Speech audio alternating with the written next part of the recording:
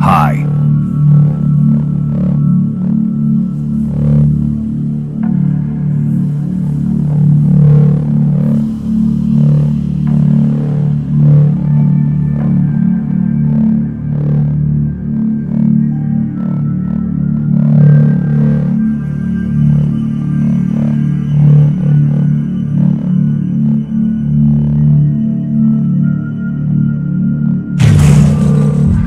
Stand together. This fight is ours. Le mieux. Standing by.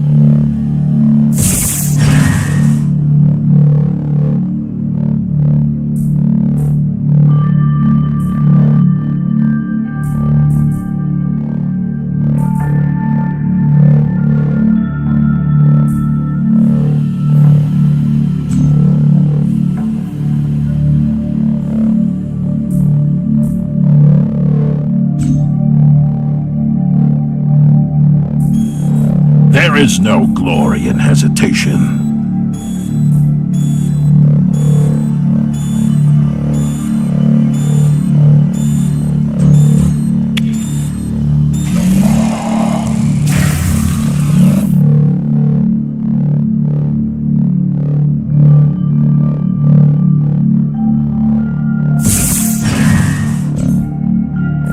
At your command.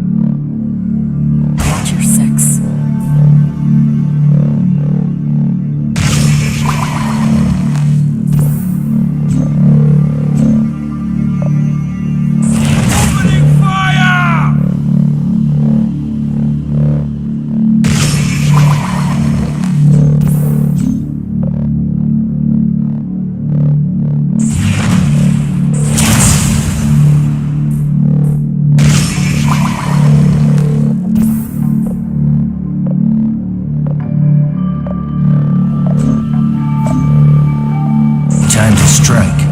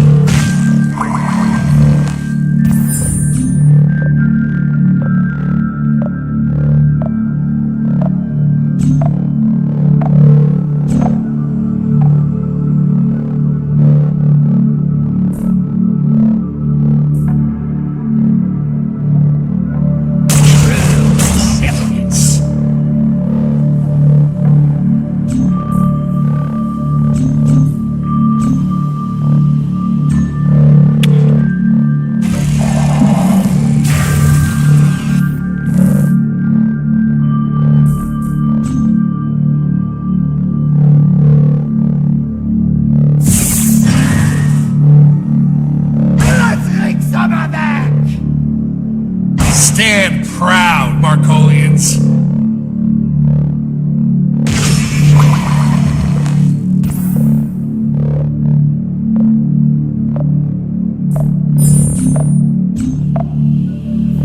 Engaging hostiles.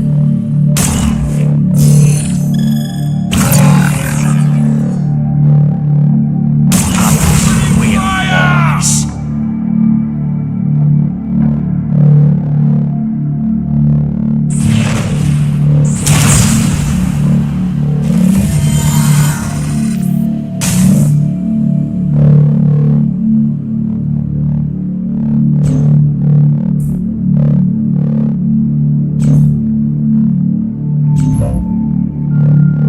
Job starts now.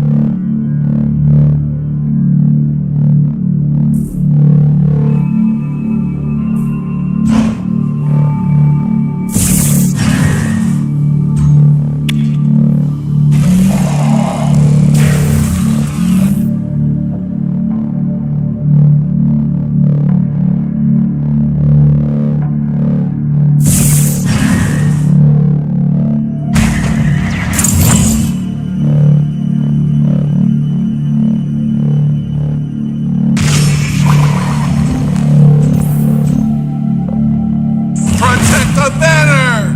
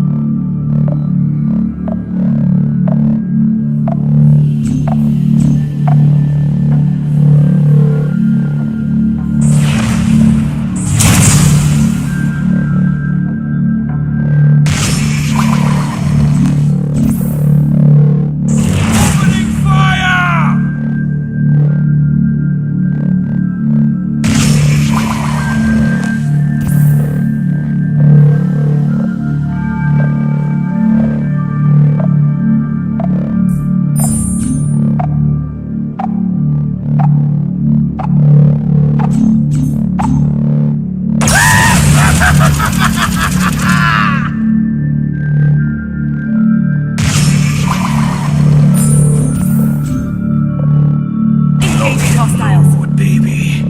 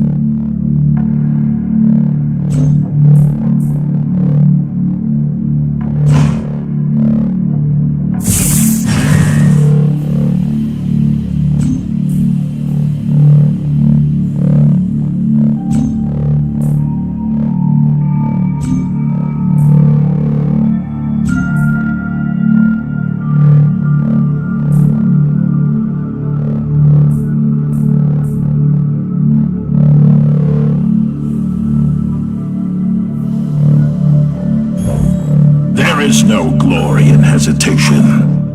Make a stand! Job starts now.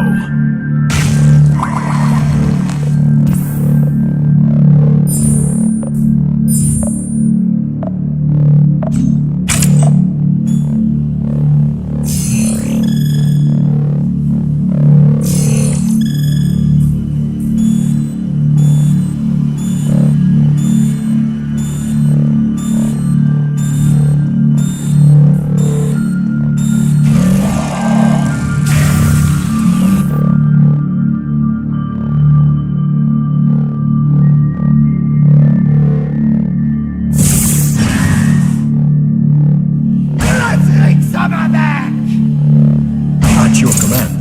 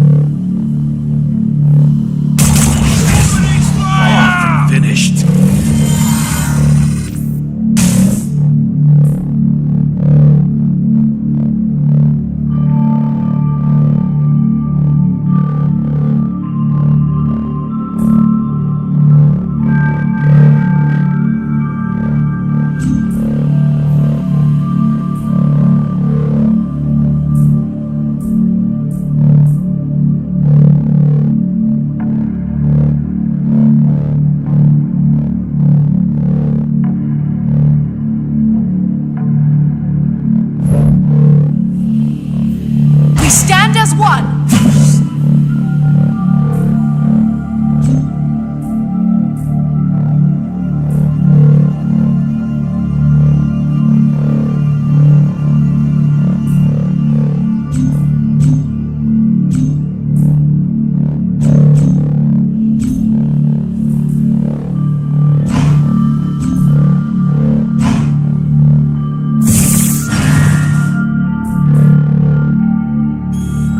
There is no glory in hesitation.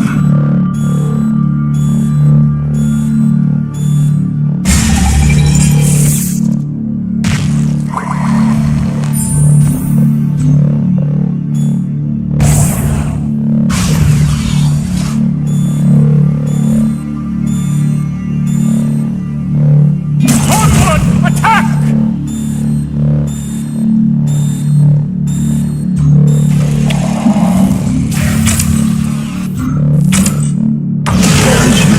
Surrender. Strength from lessons learned.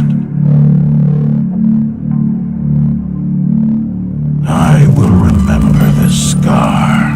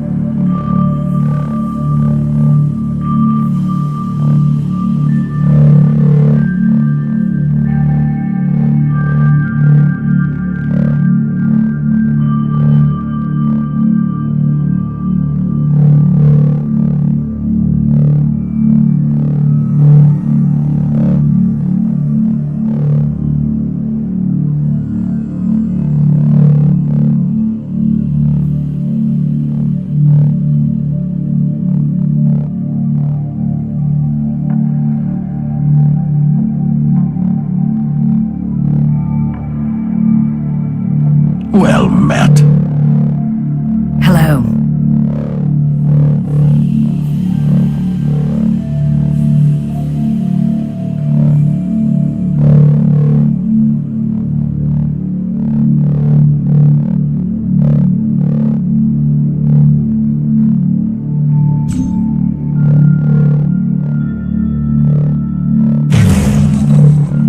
Stand together. This fight is ours. Your advance ends here.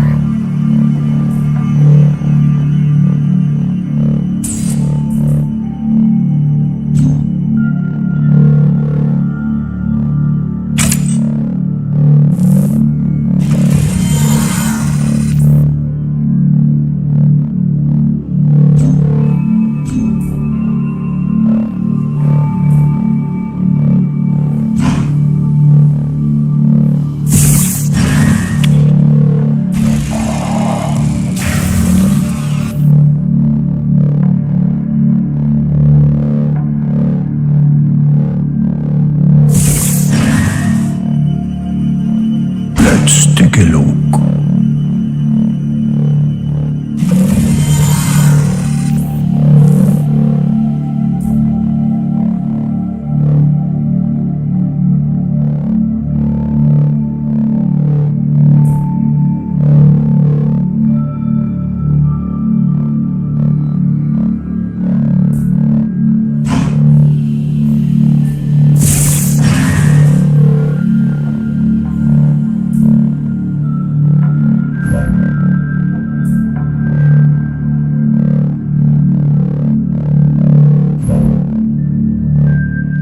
Take a stand!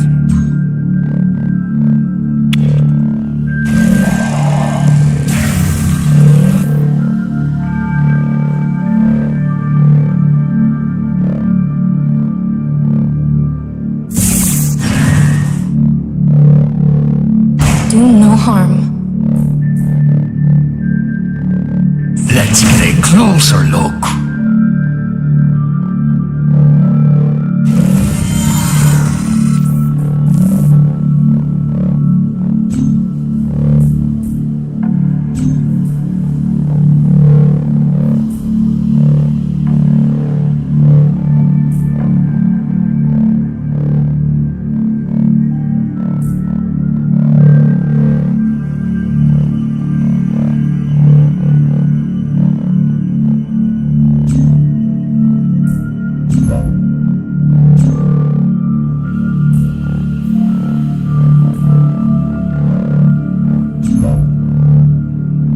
Who's up for some target practice?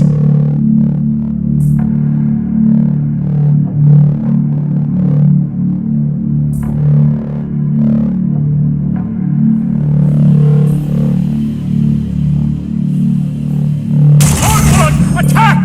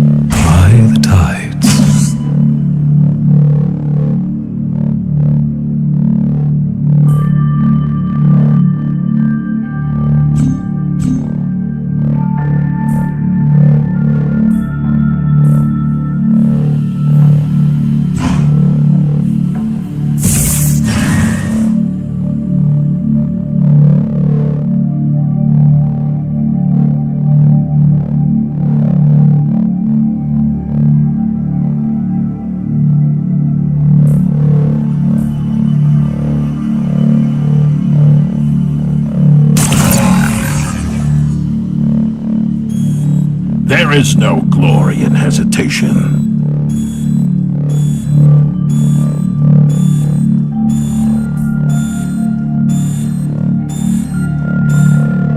Onward! Attack!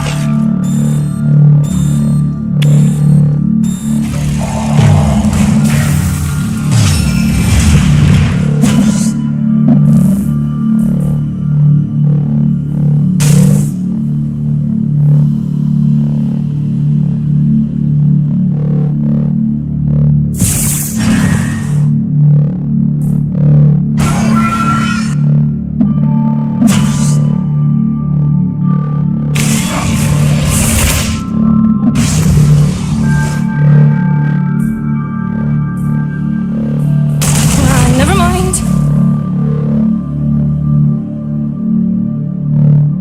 It's just business.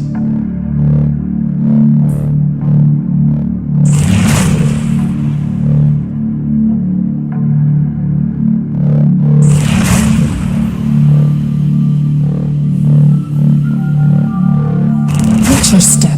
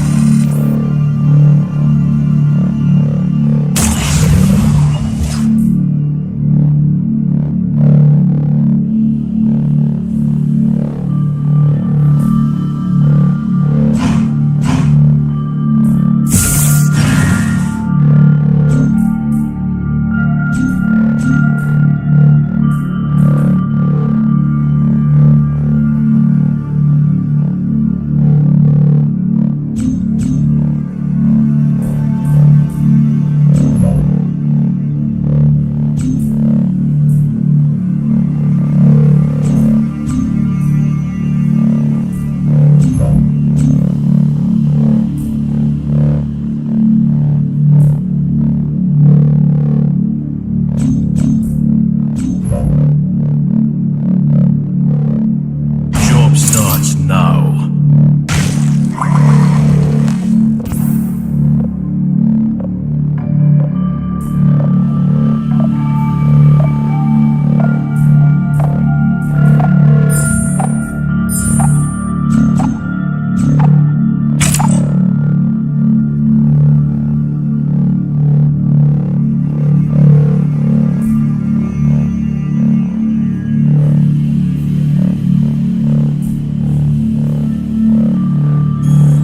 There is no glory in hesitation.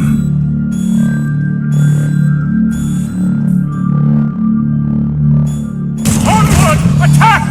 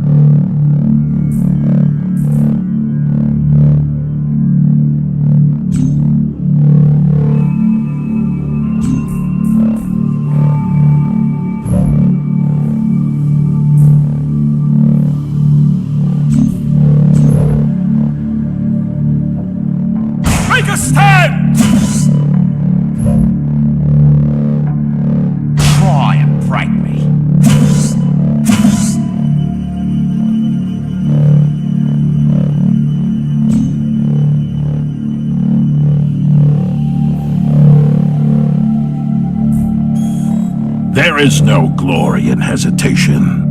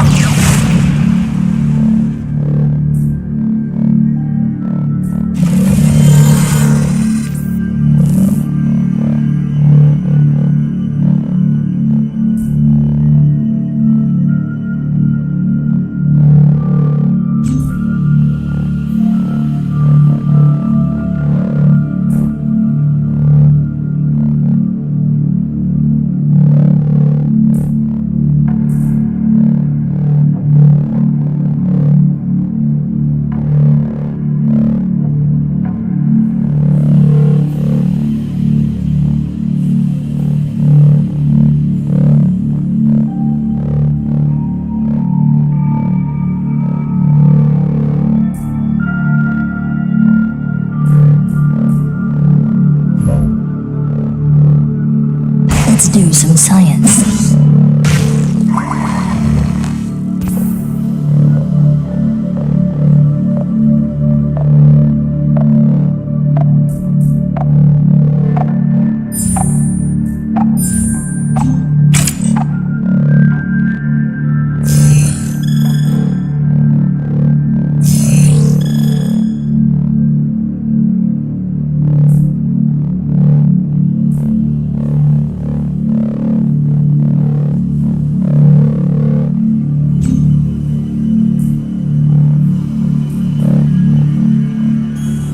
There is no glory in hesitation.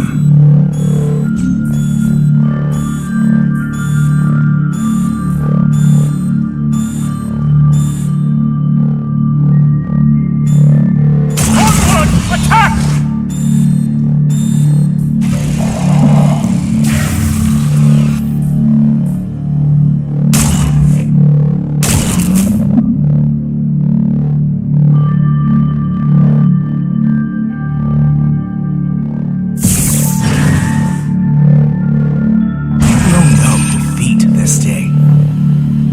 Cannot pass.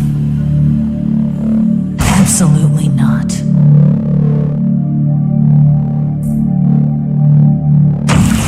Fury guides me.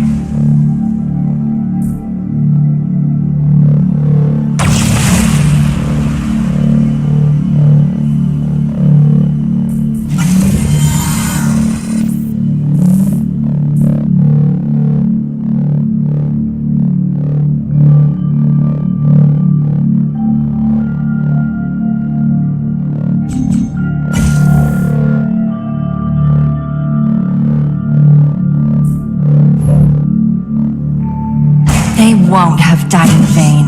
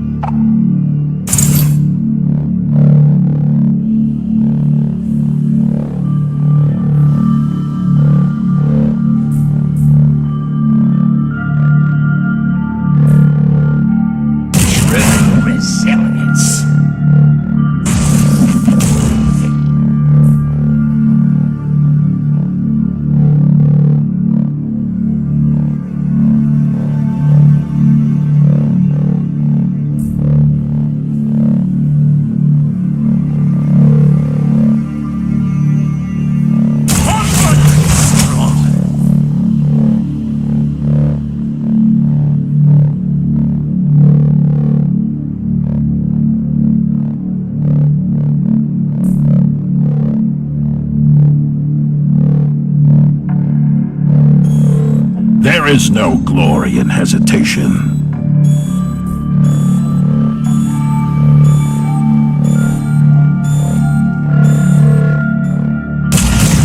The Hydraulium calls.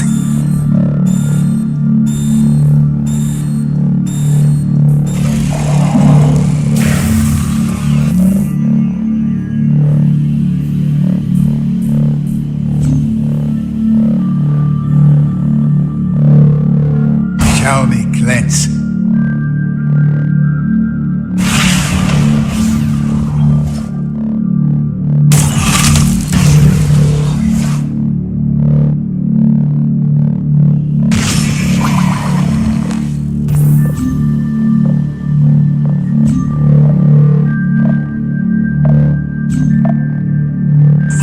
No trace of you.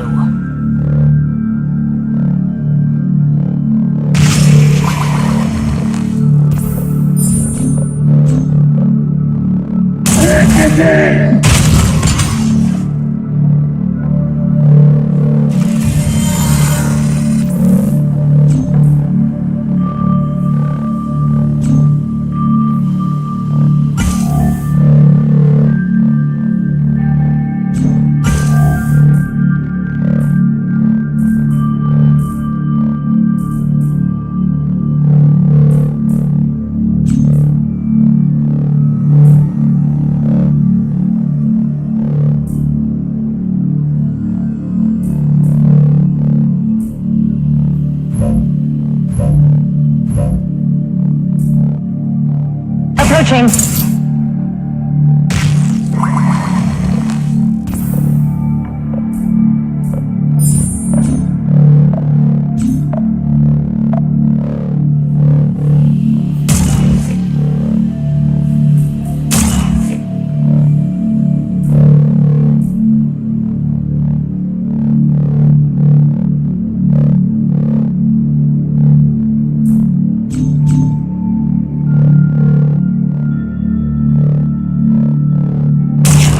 Resilience. Others will rise. Let's dance.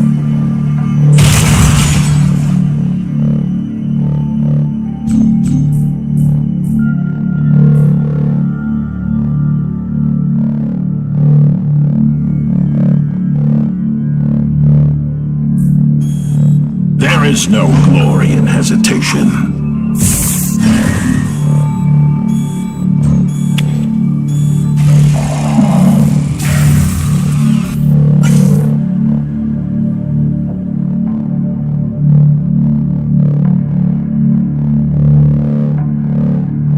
Absolutely not.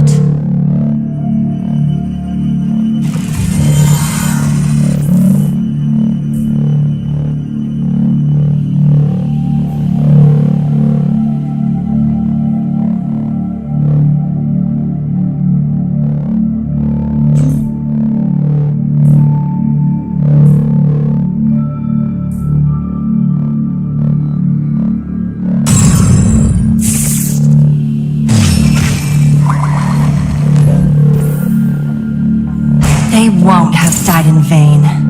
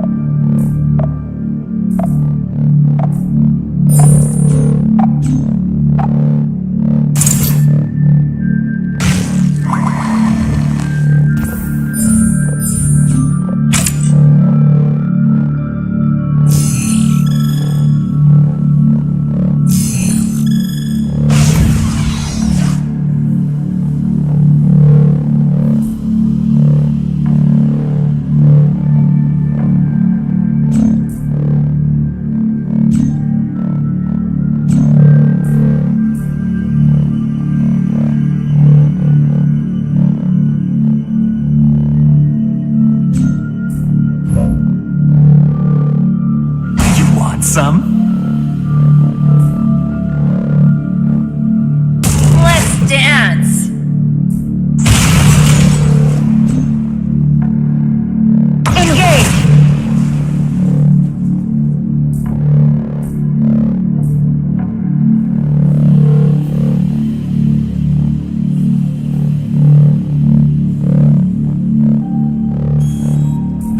no glory in hesitation.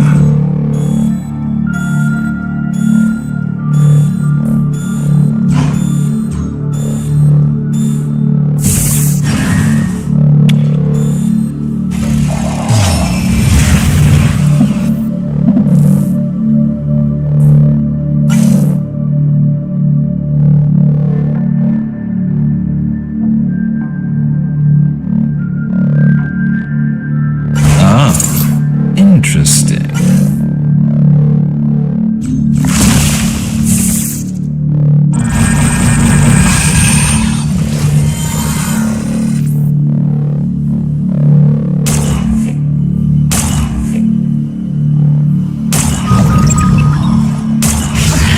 I'll find my way back.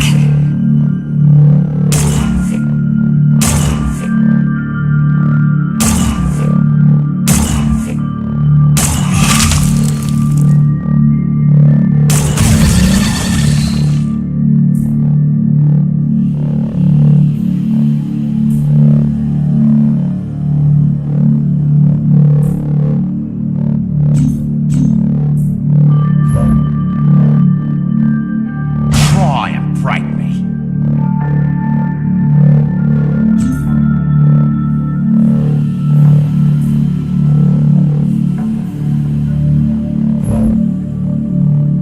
This will hurt you more than it hurts me.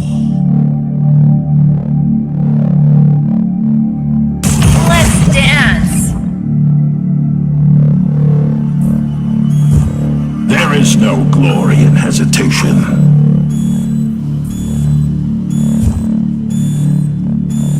Into the hydrolium.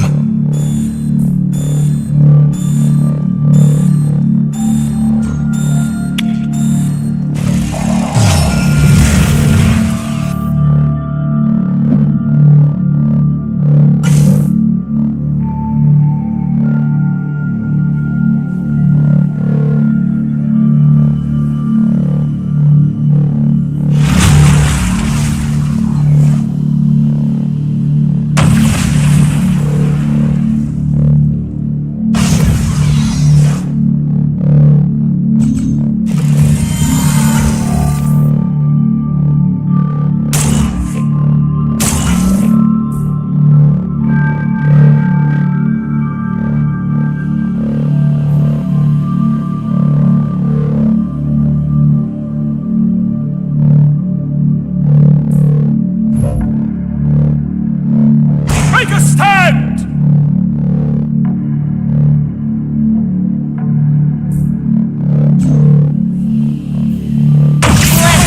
My Malachites! We have them. Press the advantage. Elements. Just give me what I want.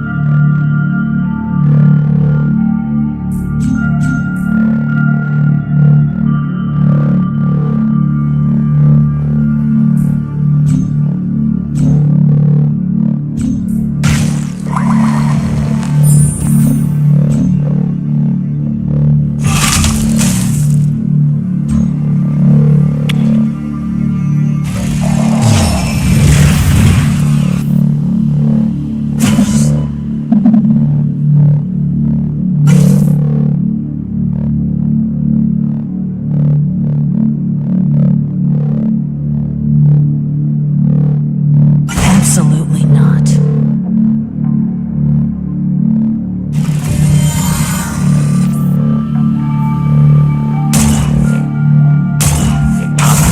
We'll rise.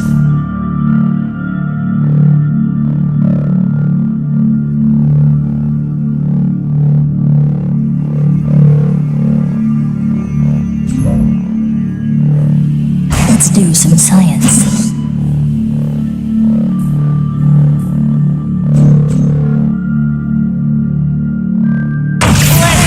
My Malachites! We have them. Press the advantage. But unbroken.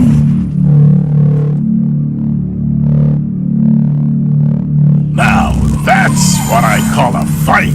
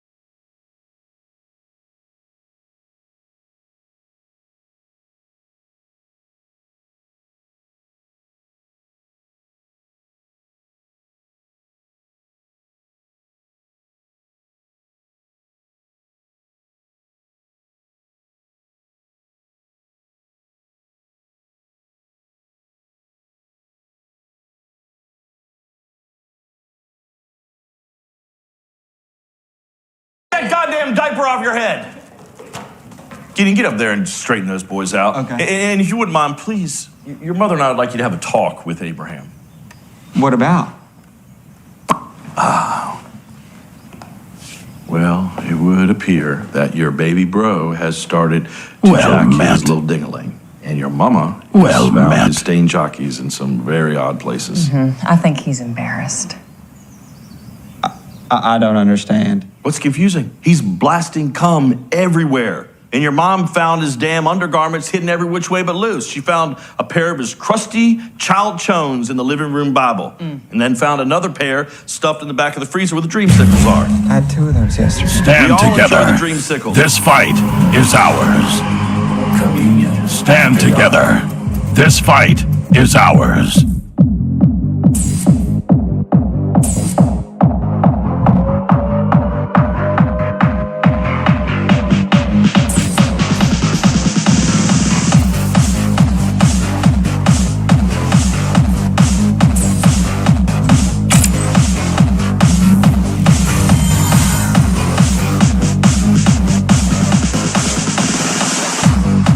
I'm full of hate all the time.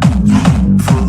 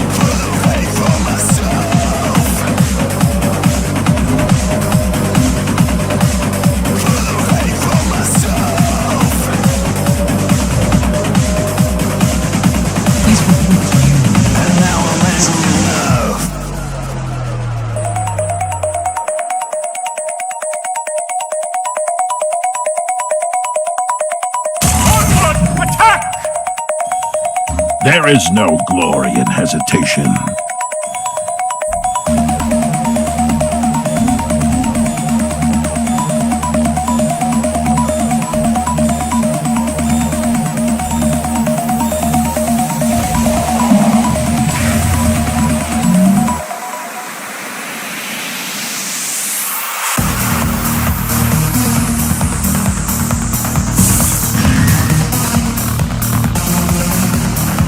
Let's do some science. Let's give them pain! Vengeance!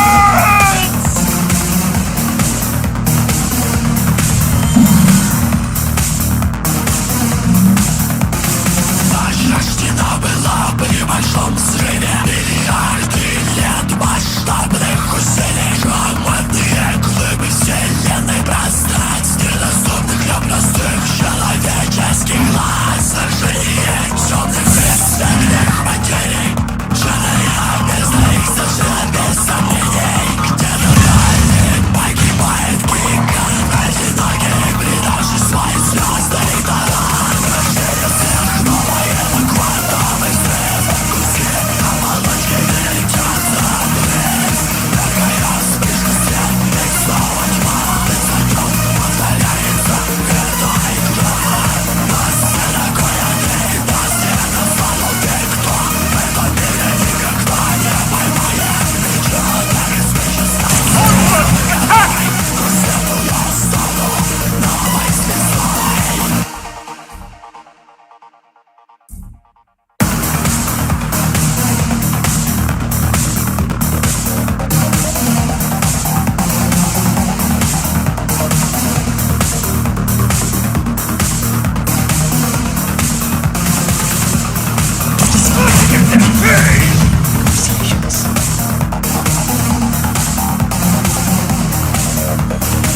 There is no glory in hesitation.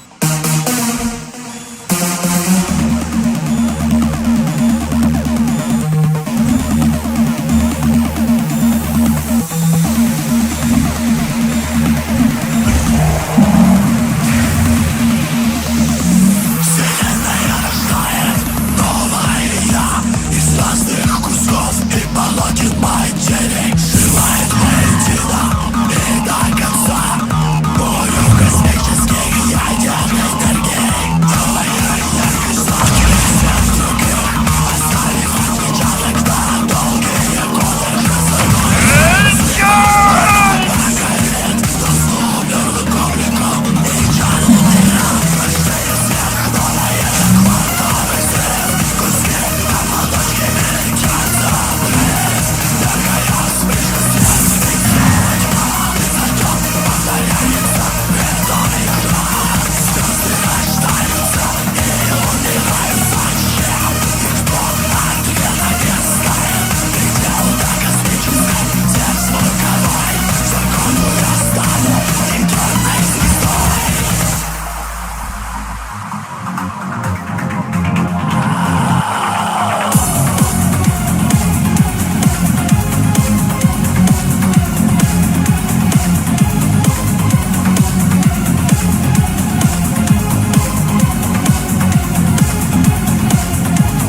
Once again you're after, once again dismissed. Well met. You're bleeding out just to make up please. Watching your resistance, drowning her green eyes. In the mirror then appears the one that you despise. All the lies, fairy tales she told. All the happiness, love. There is no glory in hesitation. After her, once again in pain. Face you always recognize. Into the hydrolium.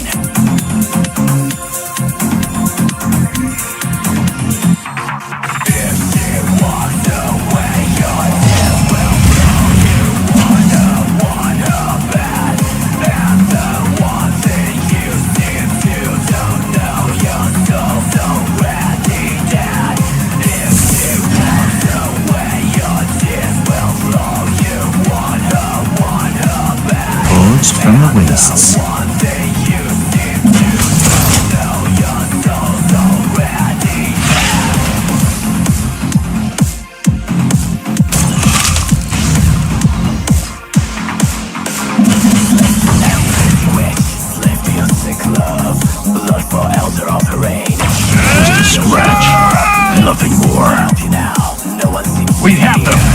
the advantage. Read a name, then to disappear.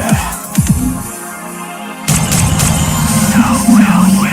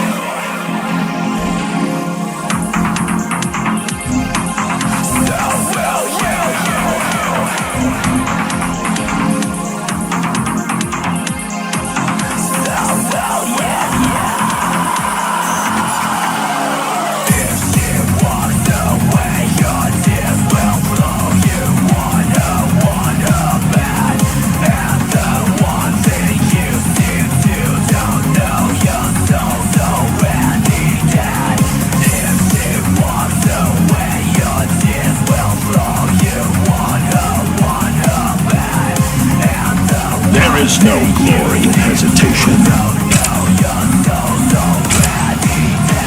There is humility in surrender. Strength from lessons learned. I will remember this scar. That's right.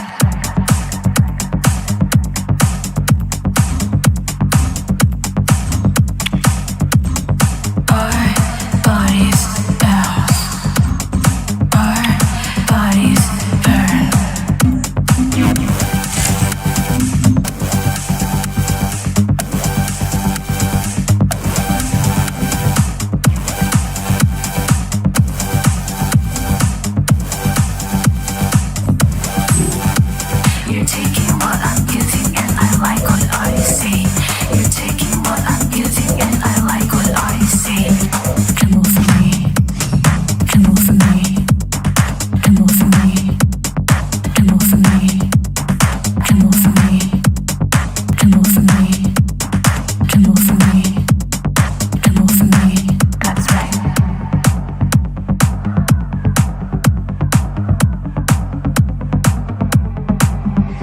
A touch to the body, a hand to the body, a strike to the body, a kiss to the body, a touch to the body, a hand to the body, a strike to the body, a kiss to the body.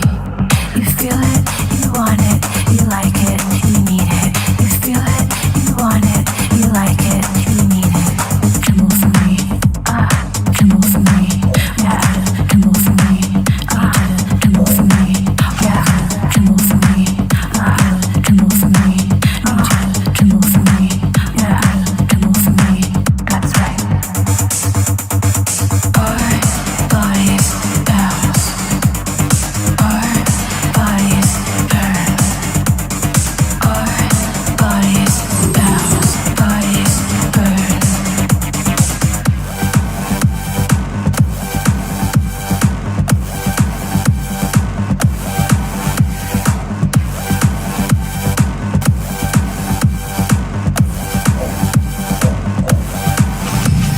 When the heat rises, we wear no disguises. You know what the price is. There are no surprises. Tremble for me. Tremble for me. Yeah, that's right. Tremble for me. Tremble for me. Yeah, you're taking what I'm giving and I like what I see. You're taking what I'm giving and I like what I see. A touch to the body, a hand to the body, a strike to the body, a kiss to the body, turn to the body, caress to the body, bow to the body, give love to the body. Our bodies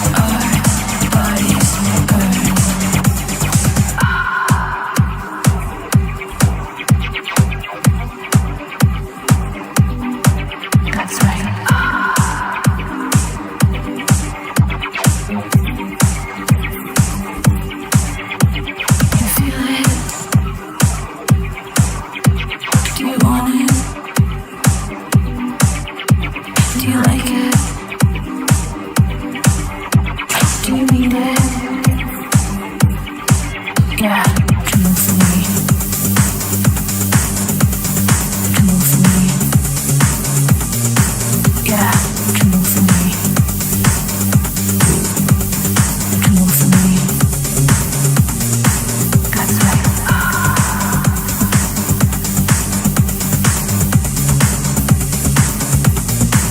Yeah.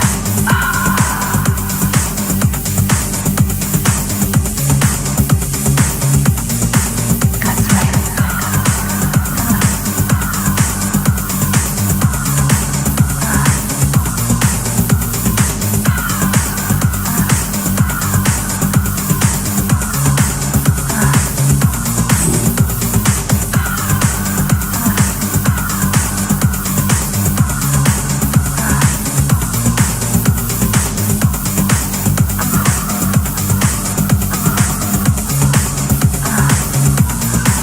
Over again. Feel you up, take you down, do it over again. Yeah. Break you down, do it over again. Feel you up, take you down, do it over again. Light you up, break you down, do it over again. Feel you up, take you down, do it over again.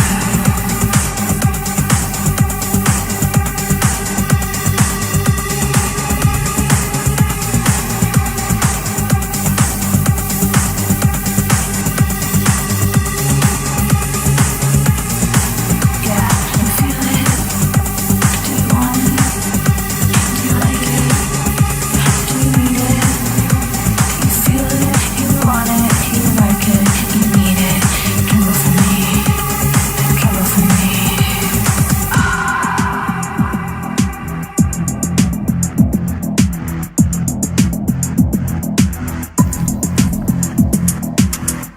Take the pleasure, take the pain, take all that's new, take the same, take the pressure, take my pain, take my debts, and all I made, my love and loss, the words I say, take it back, this wicked game.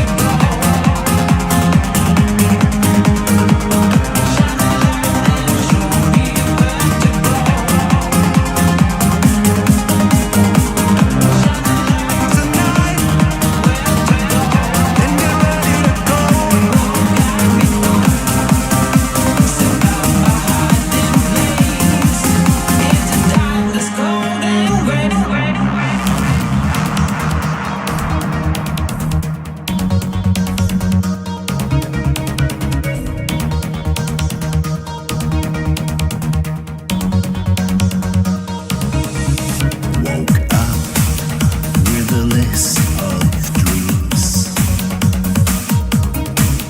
But the sun's shining through the seams. Coffee brews, but are just there. Scrolling through the world, I'm unaware. The hours slip like grains of sand. Get a million plans, but I just can't stand. The clock ticks loud, it's a ticking bomb. Every minute wasted feels so wrong. With every excuse, I take a ride. I start next week. I swear it's true. But the longer I wait, the less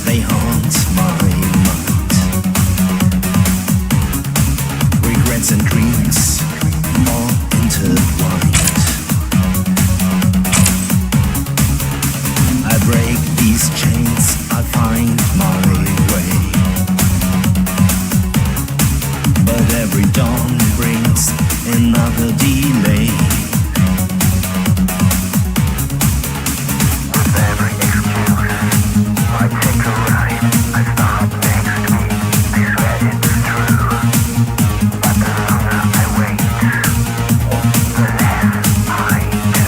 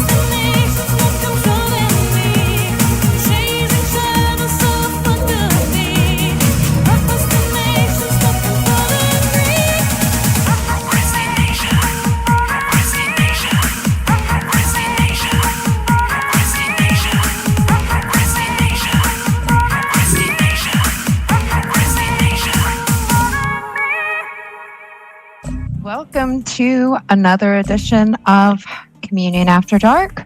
This is Winters. I'm here with Gold and Paradise. And today is March 3rd when we're dropping the show, not necessarily when you're listening. And can you believe we're in March already? It's crazy. I know, crazy. And you just heard my set. That last song that you heard is Mass Stephen Minch with featuring Raina Arborea, and that they're from Germany. And this is the single Procrastination, and they are on the Freelix Music label. I think I pronounced that right. Frecolix Music. Is that what it's called? The Frecolix now? The Frecolix Musics. Oh, interesting. And before that, I played brand new Distorted Signal, also out of Germany. And that was the brand new song, Shine a Light. This is a single. There are 3 different versions of it. I think there's a dubstep, a club mix, and this is just the original. And they are, of course, on Infacted Recordings. And before that, I played brand new Deadlights out of the UK. And this is the song Take. And it's a single. They're on Dark Tunes. You can pick that up on Bandcamp. Nice. They always put out good music. Always. I'll go and read the next one, I guess. Winter's 4th track she played in her set was And Desexual. before that, I played brand new Distorted Signal. Out of... also out of Germany. They're from the U.S. I'm sorry. I and knew that was the They're brand from the new U.S. song, Shine And a they Light. have a new song out This is called Tremble this is a remix album, I'm sorry. The song, though, she played off the remix album was called Tremble for Me. That was the Harlander Hack mix. And that's on the Electric Remixes, which you can pick up now. So go get it. If you like some cool techno EBM music, that's a great band to follow. Mm-hmm. The 3rd track you heard was by Freaky Mind Well from met. Russia with the song called On the Hook. Greetings And from that's the digital single Agincourt. you can get on Dark Tunes Music Group. Really dance dark electro. That is... And before that, another band out of Russia that I like a lot, Noise Resistance. And this is the song Supernova. And this is a single. And they are on Advaxia Records. Stand More together. dark electro. This fight is ours. And started everything off with Brandon Workshop Faderhead. Online. This was Combat his tribute protocols to initiated. National EBM Day, which was on February 24th. And this is the song Angry Enough. And it's a single. And of course, he has It's Not a Robot Records. You can pick this up on Bandcamp. So really dancey, hard electro EBM set by me. I hope you liked it. Awesome. All right. Now, what is it? Time of shot of the week, right? Shot of the week time. All right, shot of the week time. I've got my boomstick shot class, and I'm doing pink grapefruit juice and tequila. Nice. This is a shot actually called Parrot Ice. I'm sure this is probably inspired by you, Winters, with all your stuff. But yeah, Well, David. Ice was like a slushy thing. Well, this is like more like a Mai Tai. Let's stick it David in. Munoz, who's one of our listeners, of course, and he actually sent some more alcohol for me to make this. And this got rum and dark rum that he sent. And Contru, I don't know if that's how you say it, Contru. It's like a orange liqueur, and then some simple syrup and something else. I don't remember, It's too but fancy. he sent it. Yeah. So thanks, David. Thank you. And Tom, you have pickle juice and what? Pickle juice and Jameson. Yum. We'll make some of these paradises, by the way, when we meet up at Winters. I'll have to bring these stuff. All right. Cheers. All right, cheers, everybody. No drink, you drink. Oh, wow. It's very tropical. So how is pickle juice with whiskey? It's like the It's same good. type of Yeah, thing. it cuts it, yeah. I should try that. Wow. Oh, yeah. That you'll like that. I'll have to make a few of those when we come over. Those are very tropical. One of the shots I'm making for the anniversary is pickle shots. Oh, I can't do a Oh, that pickle sounds shot. I'll get sick. Mm. I'll throw up all over. Does it taste like pickles when you do those? It's like a dill pickle. I really would have to. I'm gonna grit my try it teeth with on that whiskey one. now. Somebody from the holiday party have a whole bottle of like whiskey up there. There is no glory Because in I don't really drink hesitation. whiskey, so there's like a whole bottle of whiskey up there from the party. I'm gonna have to try that. All right, let's read our donor kebabs for the week. Thank you all again for being donors to the podcast. If you want to help out our podcast, all you have to do is go to communityafterdark.com. We have donate buttons on there. You can be a one-time donator or a monthly. And yeah, it means a lot. So if you can do that, we appreciate it. It helps out. There's a large amount of closer for this show, so it does help tremendously.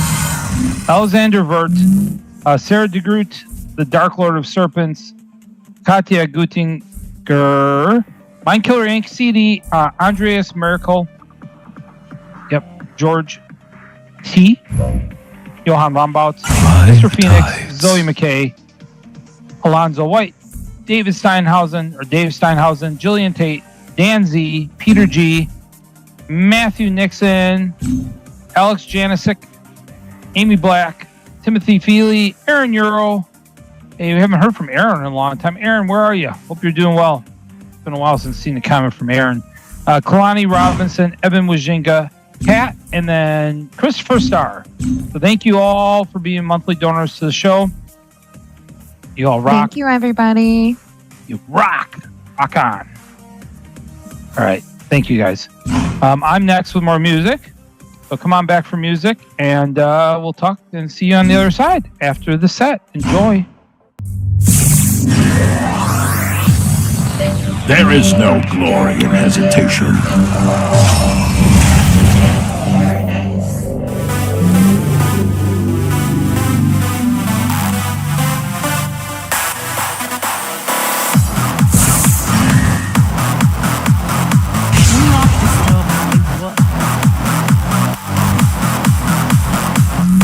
Let's get a closer look.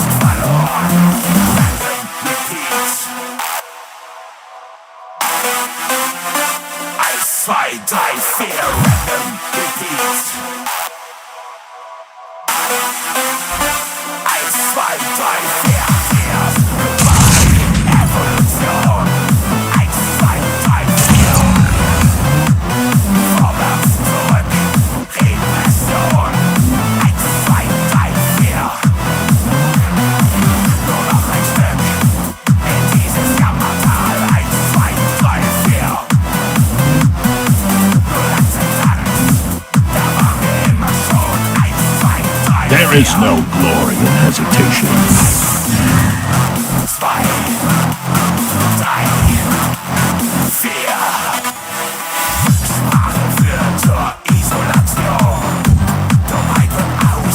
Into the hydrolium.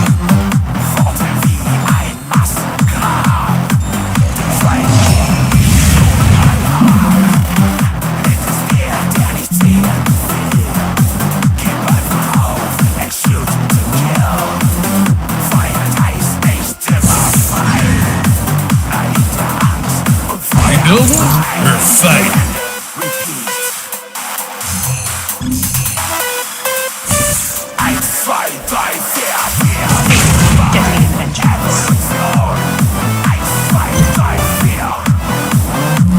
Let's get closer.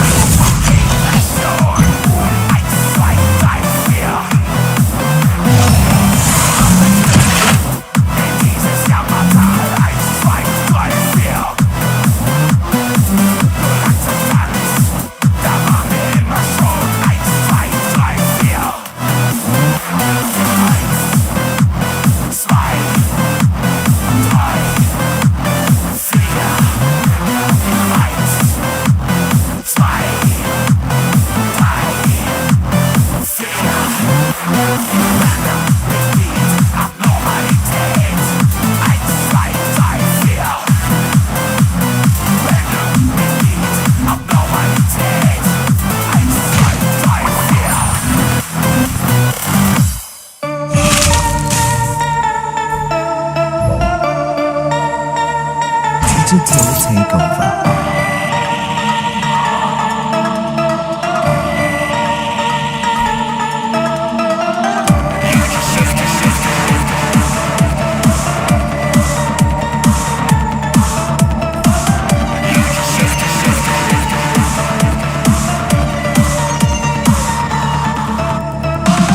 Every day you feel like you're There is no glory in hesitation. As the storm drives you out to the deep and dark sea, you dive into the darkness and you feel the cold hands dragging you deeper. Close your eyes and everything turns into black. Let me be the one to blame. Let's get it done. There's no one else there. I'm in the wind, I'm in the rain, I am the Sensory links engaged. I'm in your heart, I'm in your blood. I can take your fear away. Easy jump. Who touches your soul? All you have to do is pray. Face deadly inventions.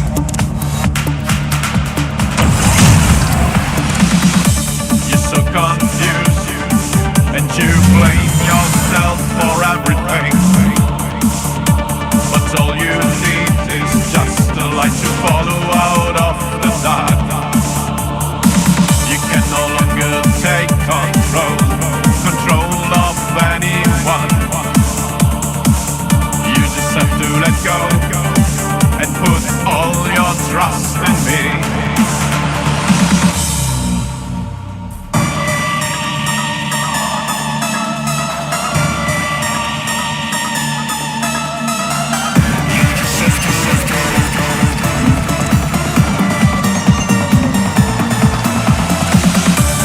Let me be the one to blame when there is no one else there. I'm in the wind, I'm in the rain. I am the one who eases the pain. I'm in your heart, I'm in your blood. I can take your fear away. I am the one who touches your soul. All you have to do is pray.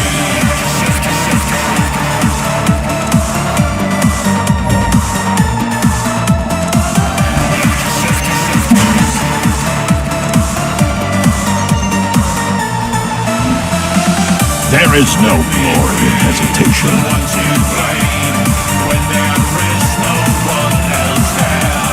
I'm in the wind, I'm in the rain. I am the one who eases the pain. I'm in your heart, I'm in your blood. I can take your fear away. I am the one who touches your soul. All you have to do is pray.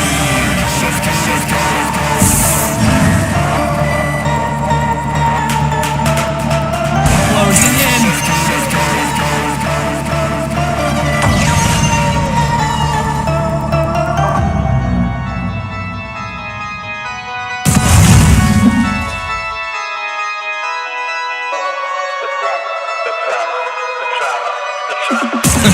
Easy jump.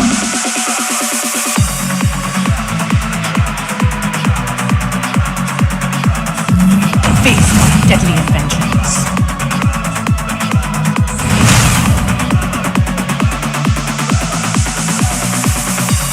Engaging target. Around the world and in my head, So weird. there's a lot of chaos surrounding my head till I'm dead. There are a lot of tremors threaten the world and all I got. The tremors coming closer. I think I'm gonna lose in my safe spot.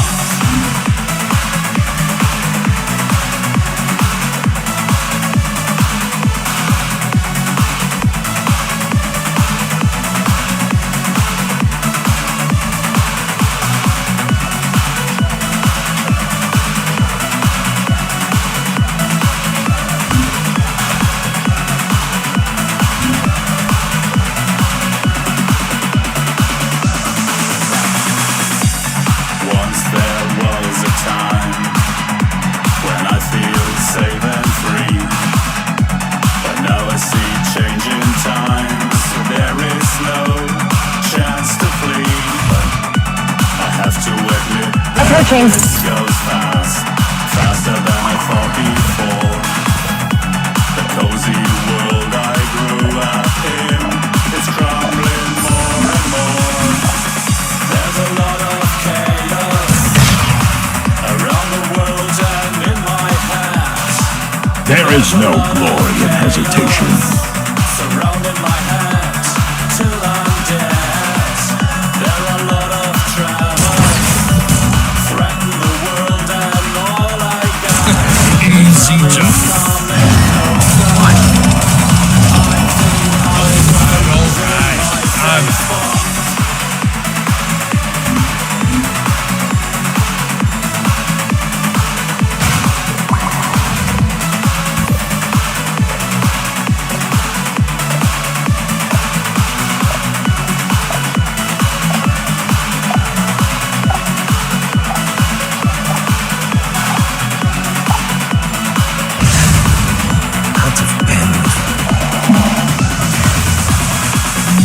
A few years ago I got hope, but this hope is getting less.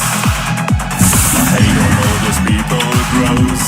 Who brought us? There is humility in surrender. Where that hate is Strength not the from lessons answer, learned. but it's a nasty trap. Once I you're in, will you'll remember never the get star. out. The whole world's stuck in this crap. There's a lot of chaos around the world and in my hands. There's a lot of chaos surrounding my head till I'm dead. There are a lot of troubles threaten the world and all I got. The trouble's coming closer. I think I'm gonna lose in my safe spot. The trouble's coming closer. Threaten the world and all I got. The trouble's coming closer. I think I'm gonna lose in my safe spot. The trouble's coming closer. The whole world's crumbling more and more. The trouble's coming closer. Find your way to fight the silent war.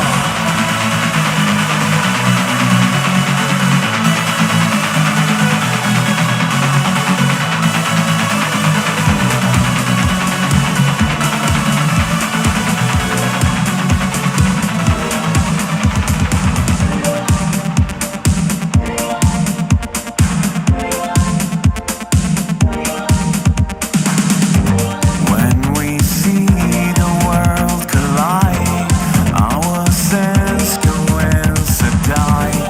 When the system Well met. subsidize, it's the fearless who survive. My hand is reaching out. We got every kind of doubt. My eyes seek place to hide and take you somewhere safe.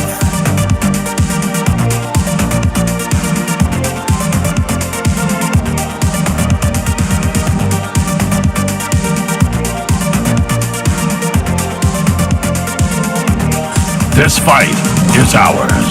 In your arms, I feel Workshop online. Combat protocols initiated. eyes enjoy the fire. In your heart, a wall of fire. For the good that we acquire. Do you feel the same as I? Nothing's ever been alike. In this world in overdrive, we took a dive.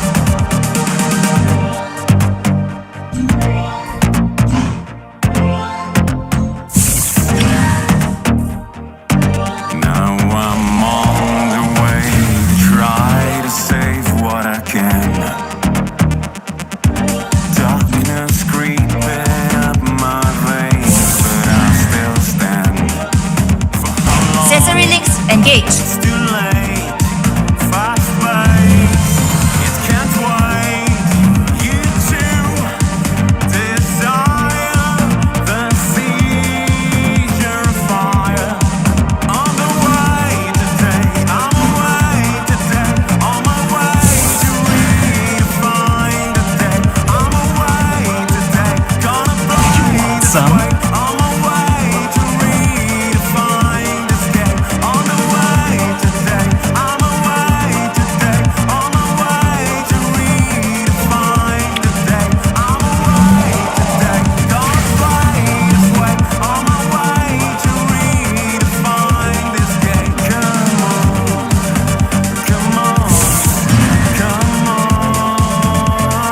Locking in.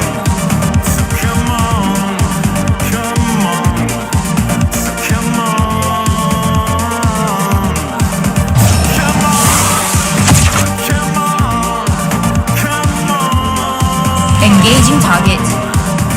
Come on, come on, come on, come on. Five tides.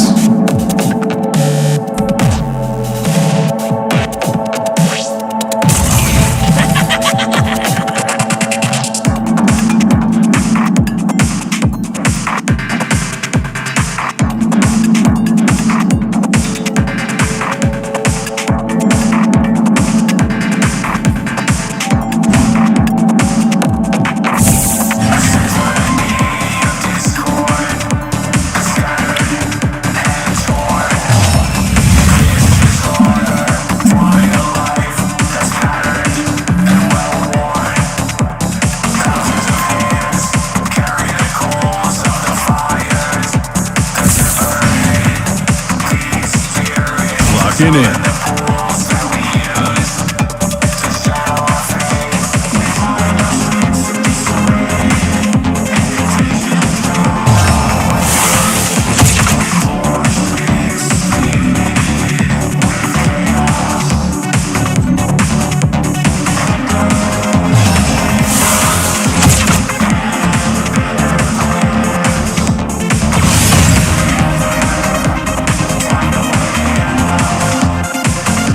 Finishing the job. Engaging target.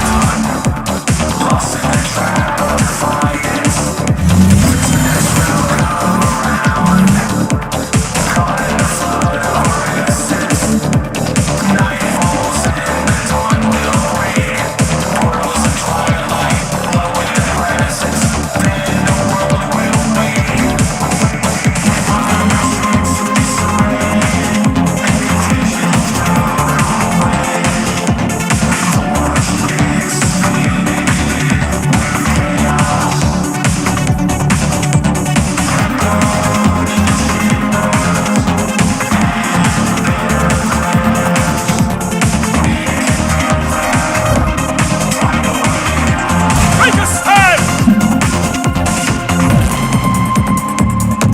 We're in this together.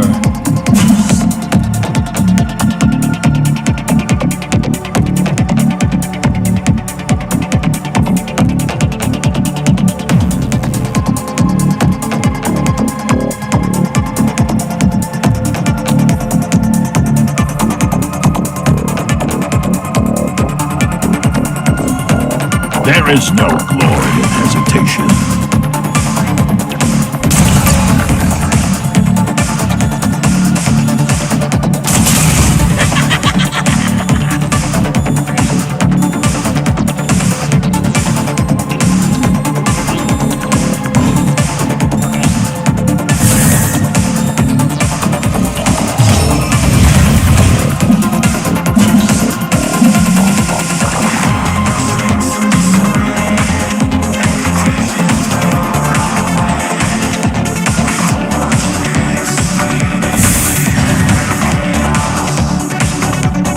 Sensory links engaged. Finishing.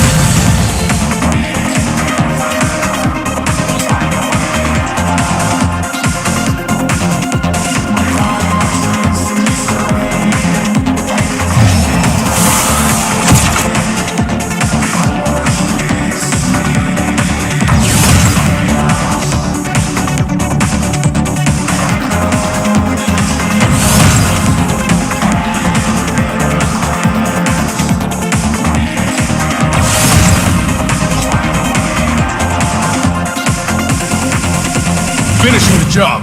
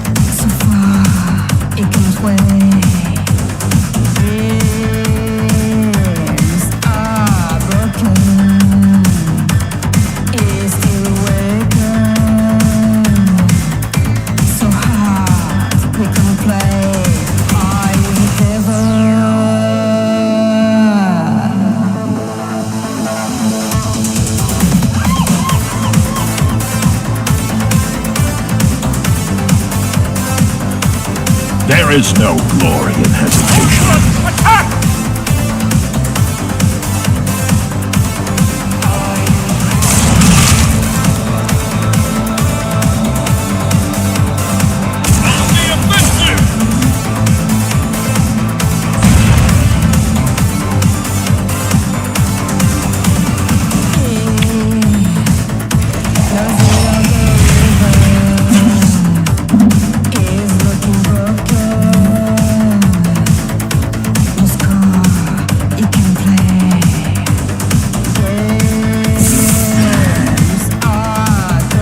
Let's take a look.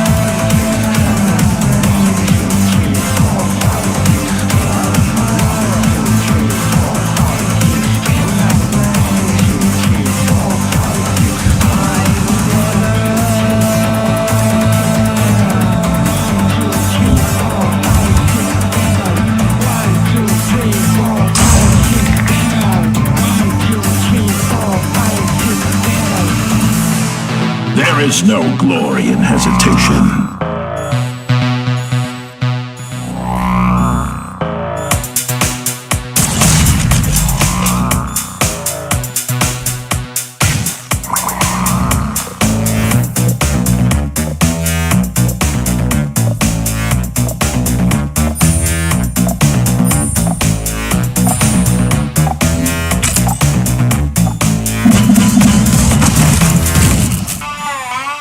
Uptown, downtown, and probation.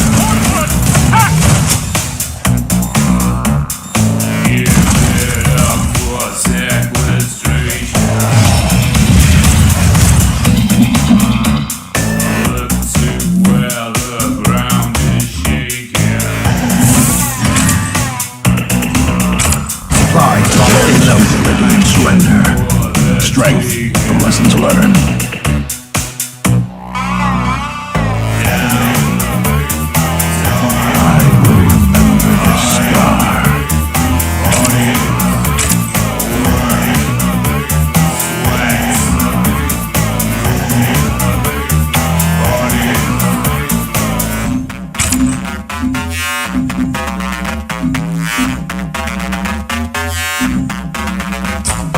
Head to where the lights are flashing. Head to where the tongues are lashing. Down below the air is sultry.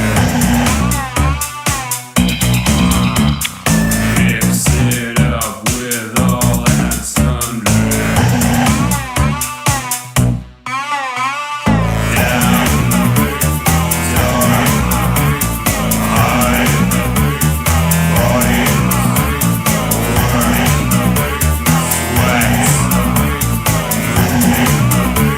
Well met. Hello.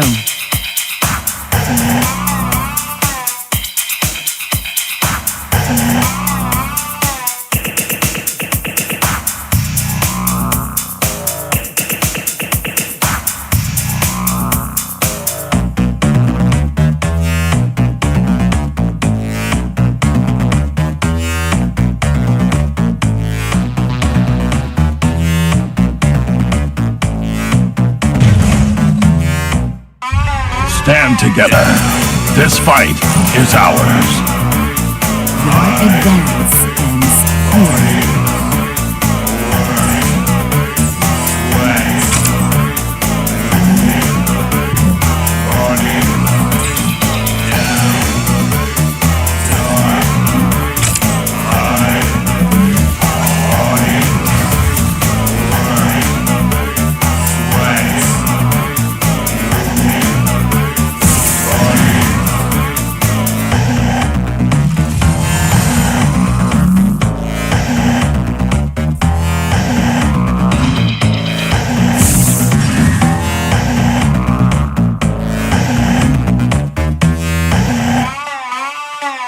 Welcome back to Community After Dark on Paradise, and hopefully you enjoyed the set you just heard. The last track you heard of my DJ set was by a band called Propter Hawk out of the UK. The song was called The Basement.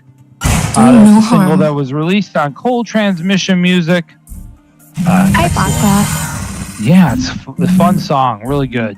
I really enjoy that band. And one of my favorites, I think, on Cold Transmission at the moment. The sixth track in my show is by Dark Minimal Project out of France. They have a new track out called Spoke to the Devil. And that was the Rob Dust mix of that track. Rob Dust still mixing everybody. Does such a great job with his mixes, too. That was a brand new digital single on Infactor Recordings.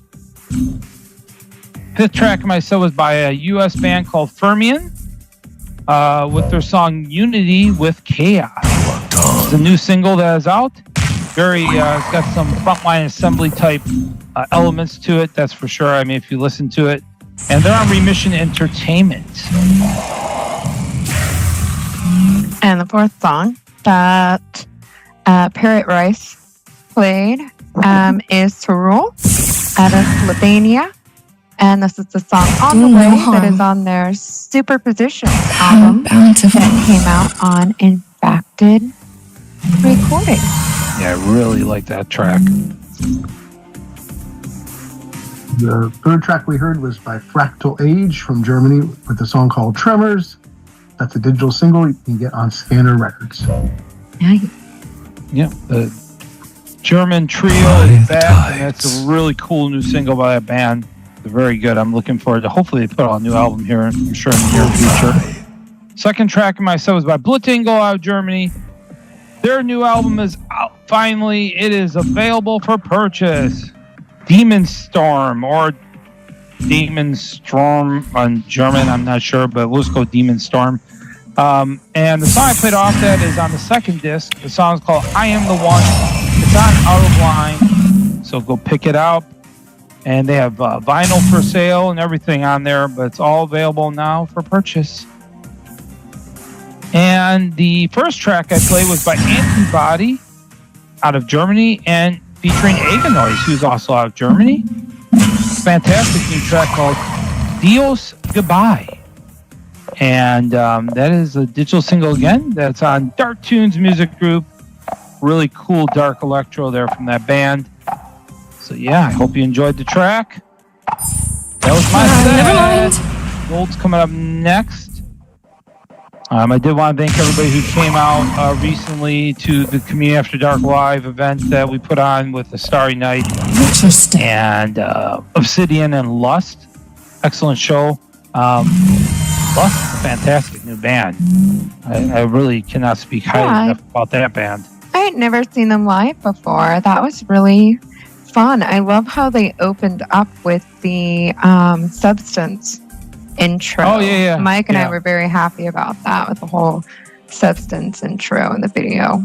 Excellent. Nice. And then they did that cool cover of Depeche Mode's Behind the Wheel as well, which is really cool. Yeah, excellent. Though they're fantastic. If you ever get a chance to see them live, definitely go see them. I think they'll be making more noise in the future, for sure. They have a good presence on stage as well. So thank you again. And then there's some cool shows coming up in March. This coming Wednesday, if you're around or if you're listening to the show before Wednesday, we got Vision Video back in Tampa. Goth Dad, of course, is the front man behind Vision Video, I'm sure most of you know Vision Video by now. And local legends, Lane Lyer are opening for that show.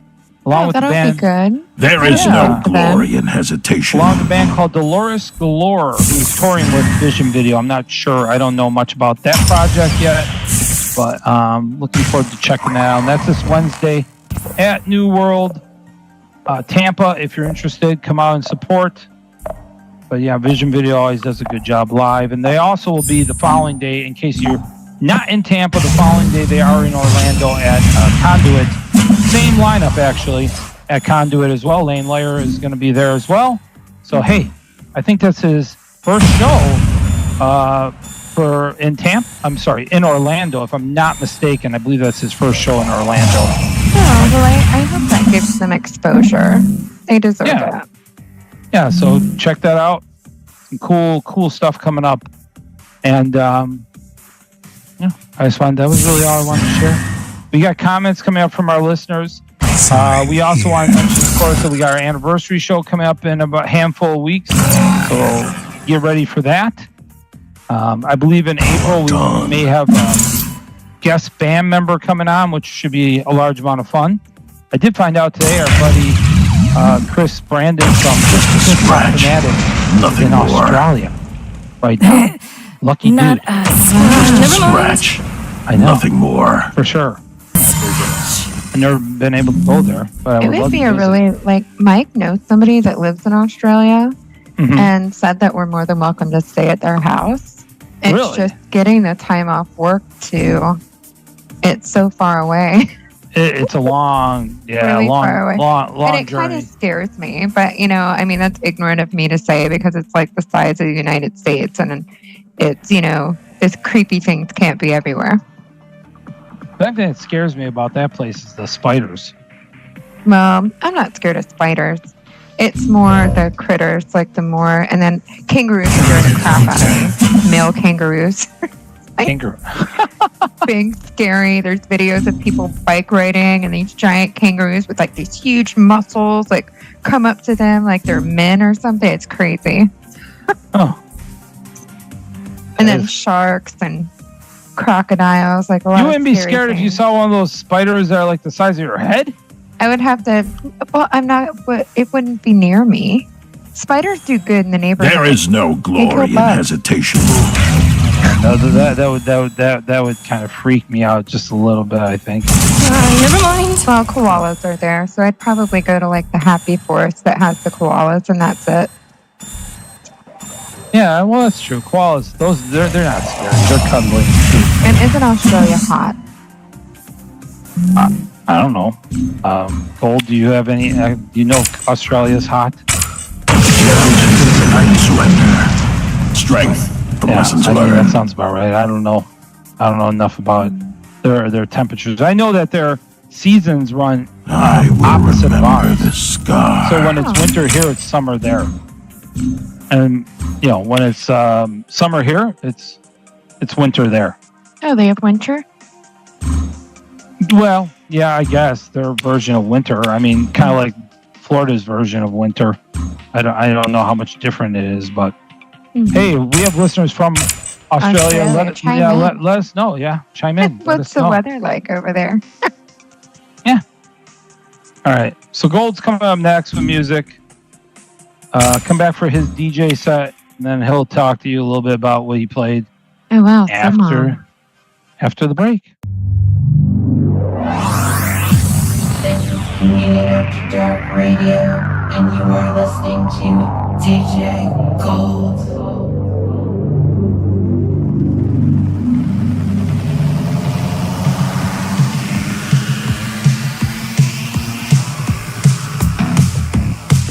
Well met. Hello.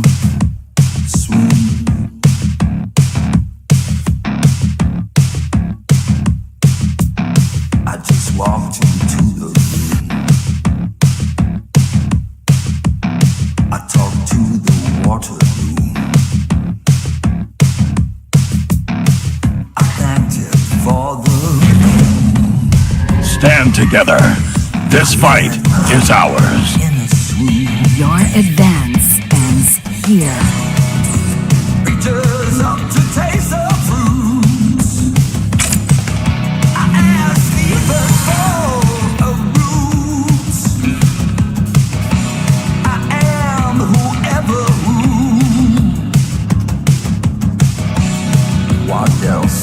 cannot do.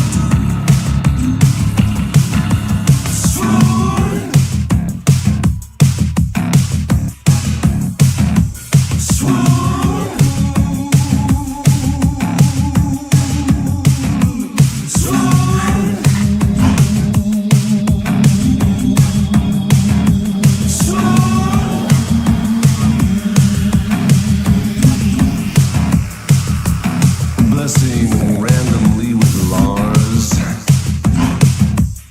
I saw your look just heal the scars. With my feet remote. I watched the preacher lick his wounds. How bountiful. With the lions soon. I thought people at the sky. Don't sit with the lions soon. What else can I do? Five tides.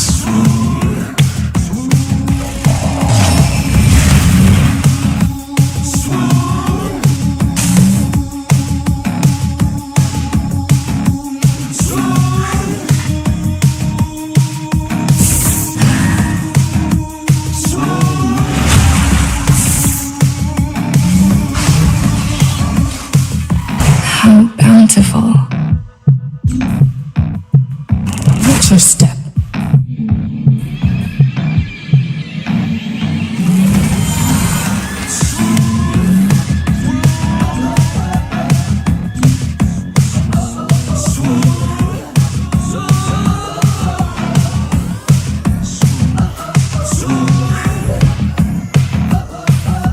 Five tides.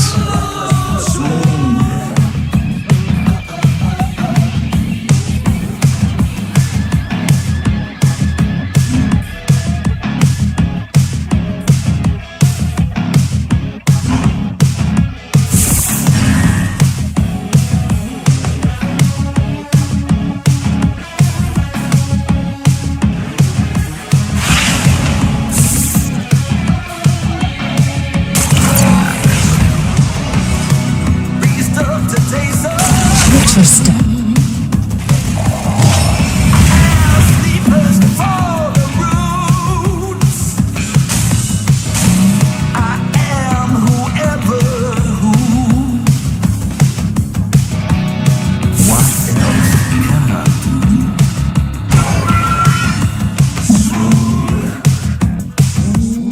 What's your step?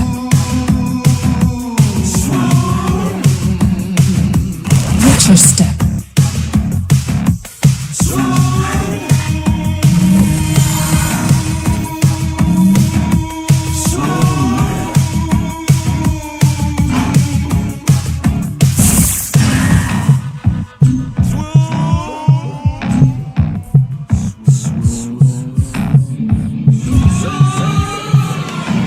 Into the hydrolium.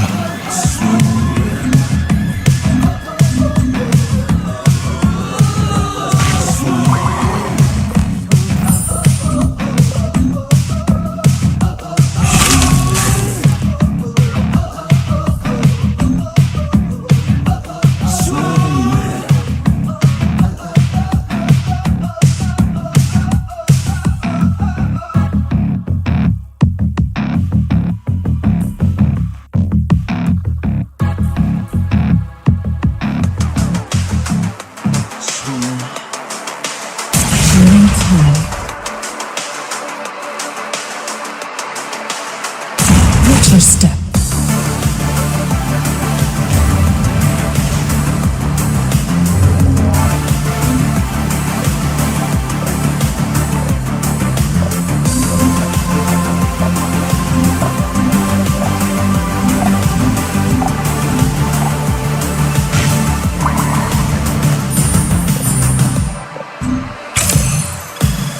I am the prophet for the broken.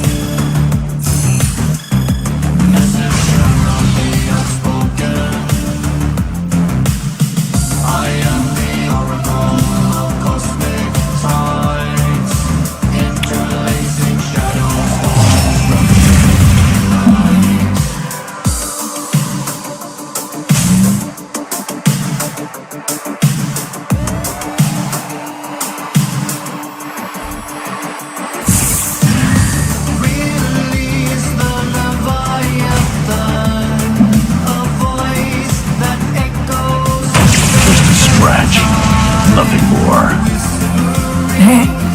Not interested.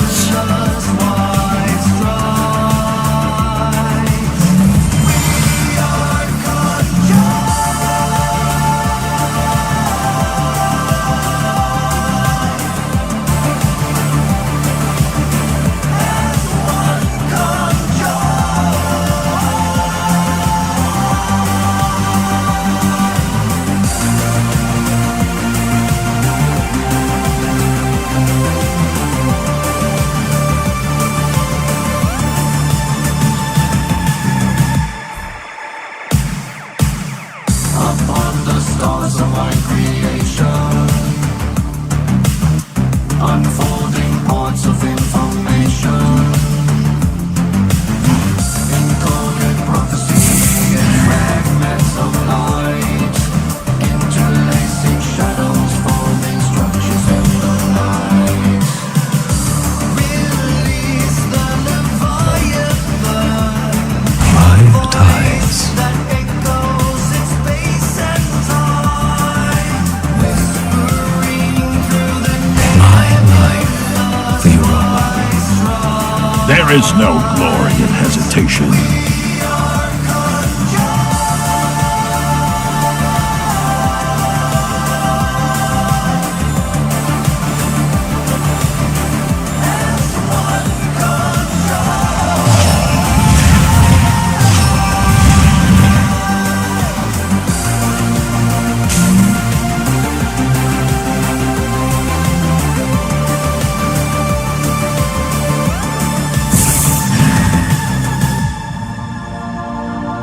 From the earth, we seek answers. Scratch. Nothing more. Not a scratch.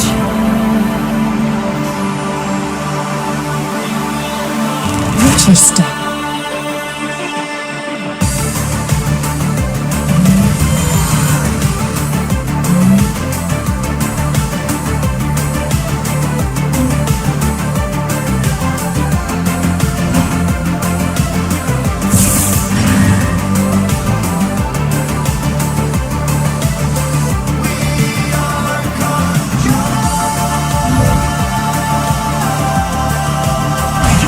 Some?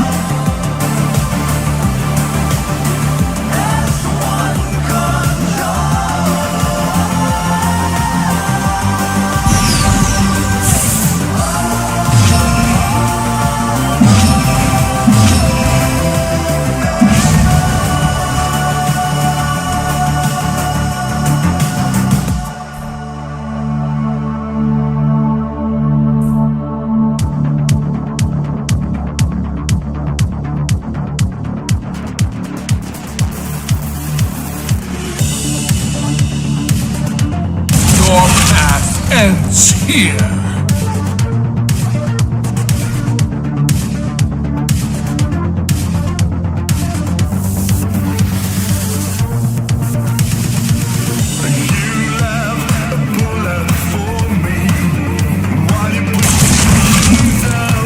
There is no glory in hesitation. Feel collected.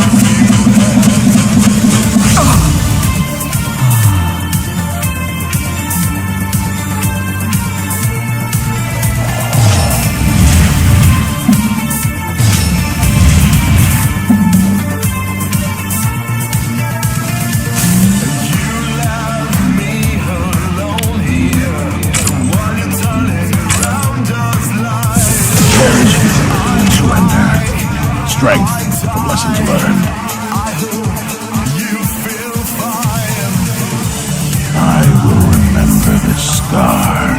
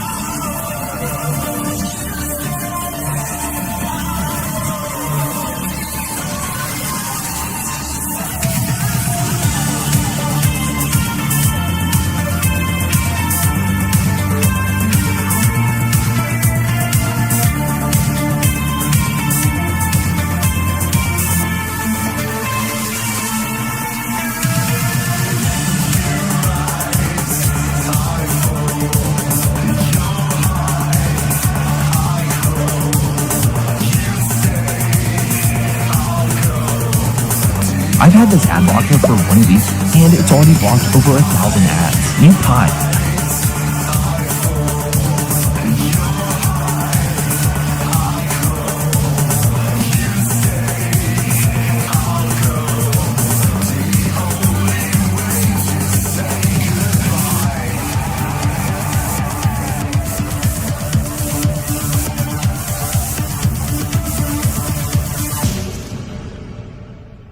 Our love erupts.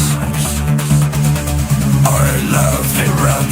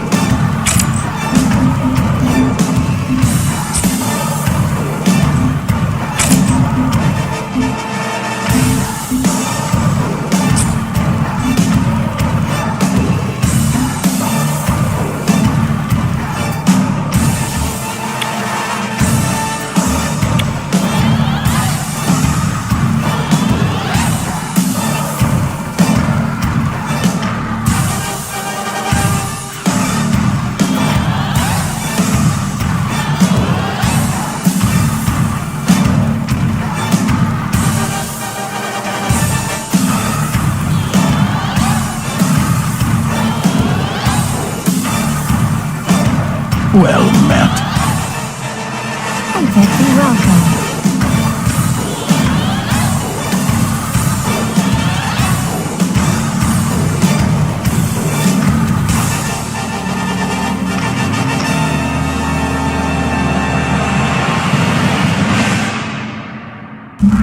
Welcome back to Communion After Dark. I'm DJ Tom. You just heard my set. And the last band you heard was Stand together. From Slovenia. This fight is ours. Fidei. We will show you Fidei. true enlightenment. From their new album that's coming out soon called Alamat, out on Mute Records. And before that, we heard brand new Dos Liquido from Mexico. And this track was called Signs of Decay, which is a new digital single from Adeline Records. Yay. Hey, are they both still in that band, or is it Yes. just oh, they are. Okay, so both the guys from Hosiko are in that band still. Okay, And Dos Liquido, I know this, is Sweet Liquid. Yeah. it is. It is. You actually asked somebody at work years ago. Because I'm a huge that's Hosiko and Dos Liquido fan, and you said that it meant Sweet Liquid. That is correct. Go ahead, Winters. And the fourth song that DJ Tom Gold played is brand new Spank the Nun out of the US. This is Sex Hammer, and this is on the Sex Hammer EP. And they are on Words of Mass Disruption Media. Me and my husband listened to this in the car over the. We've listened to this, and it's really good. Wow, I feel like this whole show, there's a lot of dark electro, hard, dancey music. Yeah, that's pretty. That song's pretty funny. The lyrics, didn't they talk about sucking on your feet or something in that song? Suck on my feet. No, thank you. The third track in Gold Set, I'm sorry, I was going to say Winters. Gold Set was This Eternal Decay, classic band out of Italy, with their new track Rise and Fall on their album. I guess this is an album, I'm guessing, called Spectral. Is that right? Spectral? Yeah. And that's on Tree Soul. So go get it. Tree Soul, by the way, is one of those labels that, usually... Oh, Gold's got the link on there. It's on Bandcamp. Okay, because I'm going to say, normally Tree Soul's not on Bandcamp, but it's on there. Well, it's because the band is actually on Bandcamp. So Gotcha. Makes sense. The second track I played was a brand new track by Exilian Prime from Sweden. And the track was called Leviathan Alpha. And that's from the Leviathan Alpha EP out on Progress Productions. And then I started off with brand new Peter Murphy. He's back with a new track called Swoon. It's a digital single you can get on Metropolis Records. So what?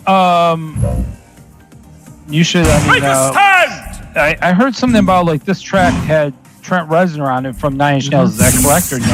That's what I read. Yeah. It is. Okay. Okay. I saw a blurb about that too, but I wasn't sure. Does he do? Do you know if he does vocals on it, Tom, or is it this one? No. I thought it was just music. I think it's just production work. Production work. Oh, okay. So yeah, I heard that Peter Murphy's been getting a lot of love. Well, all right, they're nobody. We're gonna acknowledge some of our listener comments because it means a lot that you comment on our show and that you actually listen, and then you actually take time out of your day to go and put some words up for us. Please comment on our show. We really like getting more comments from new listeners and from the people who continue to comment. Thank you. I look forward to reading them each week. I have a few here. This one's from our buddy, Mr. Saturday Night Fever. We're in this together. Guys, just to set the record straight, Isaac Howlett, House of Cards, was Isaac's first solo track.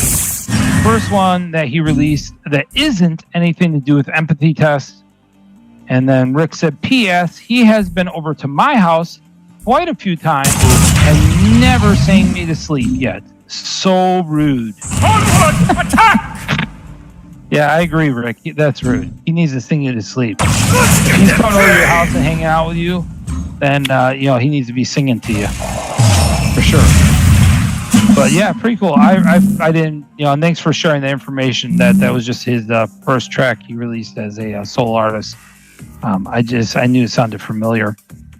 We also got a comment from Serpent Dove 6964, who is the awesome person that releases the medals each week for the songs we play on the show. Serpent Dove said, gold medal this week goes to Dunkelschuk out of Switzerland with the song Pyramid. The silver went to Torl out of Germany with the song, they're out of Slovenia actually, but with the song Dancers in the Dark.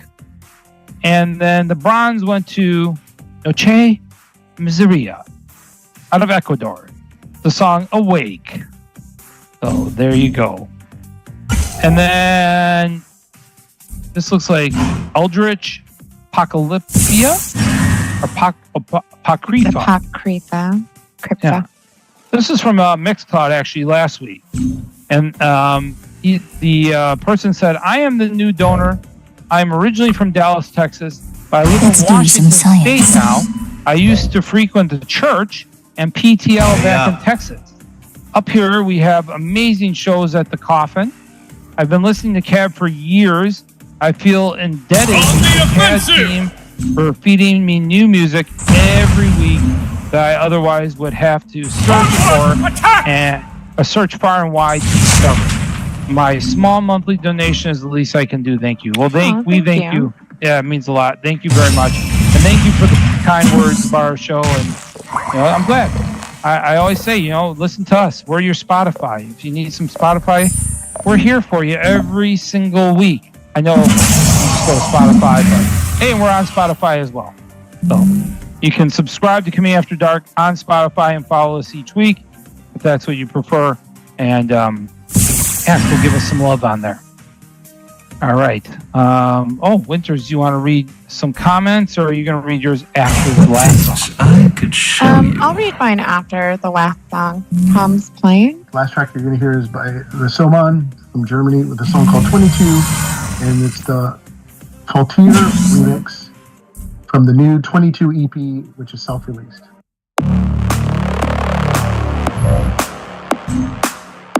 Let's do some science.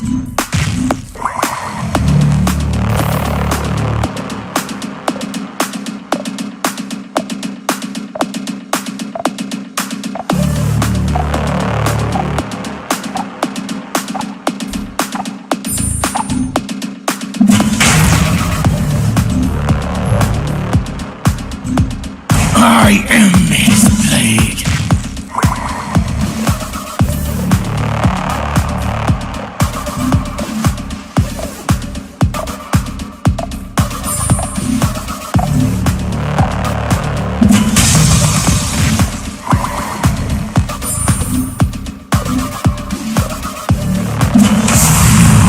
Scar.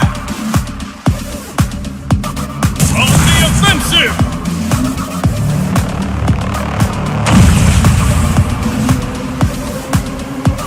It's just business.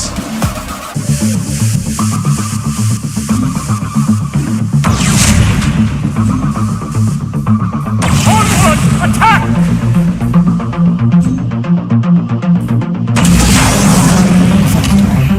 Enjoy it while you can. Enter a world of pure energy and let the music ignite Now, your soul. that's what I call a fight. Enter the glorious sound. Let the music guide you through the darkness.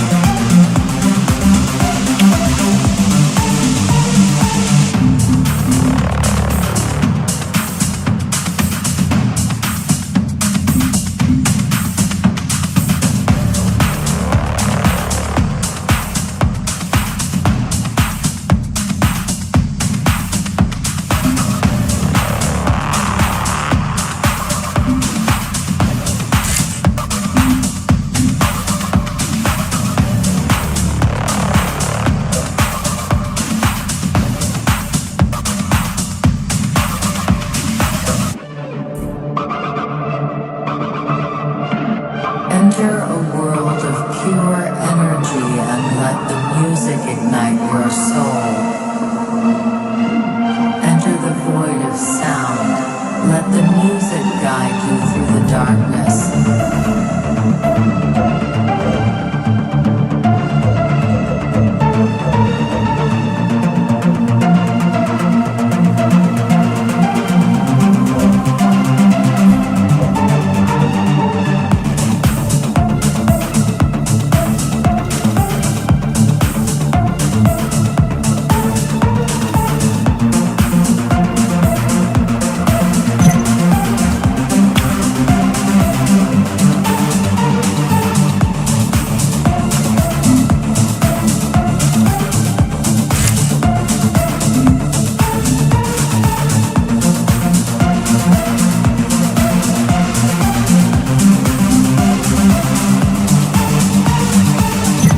Well met.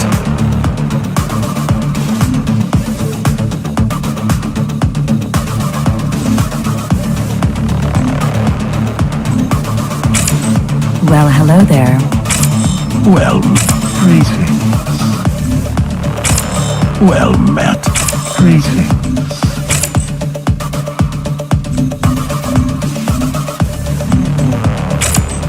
Well, hello there. Greetings.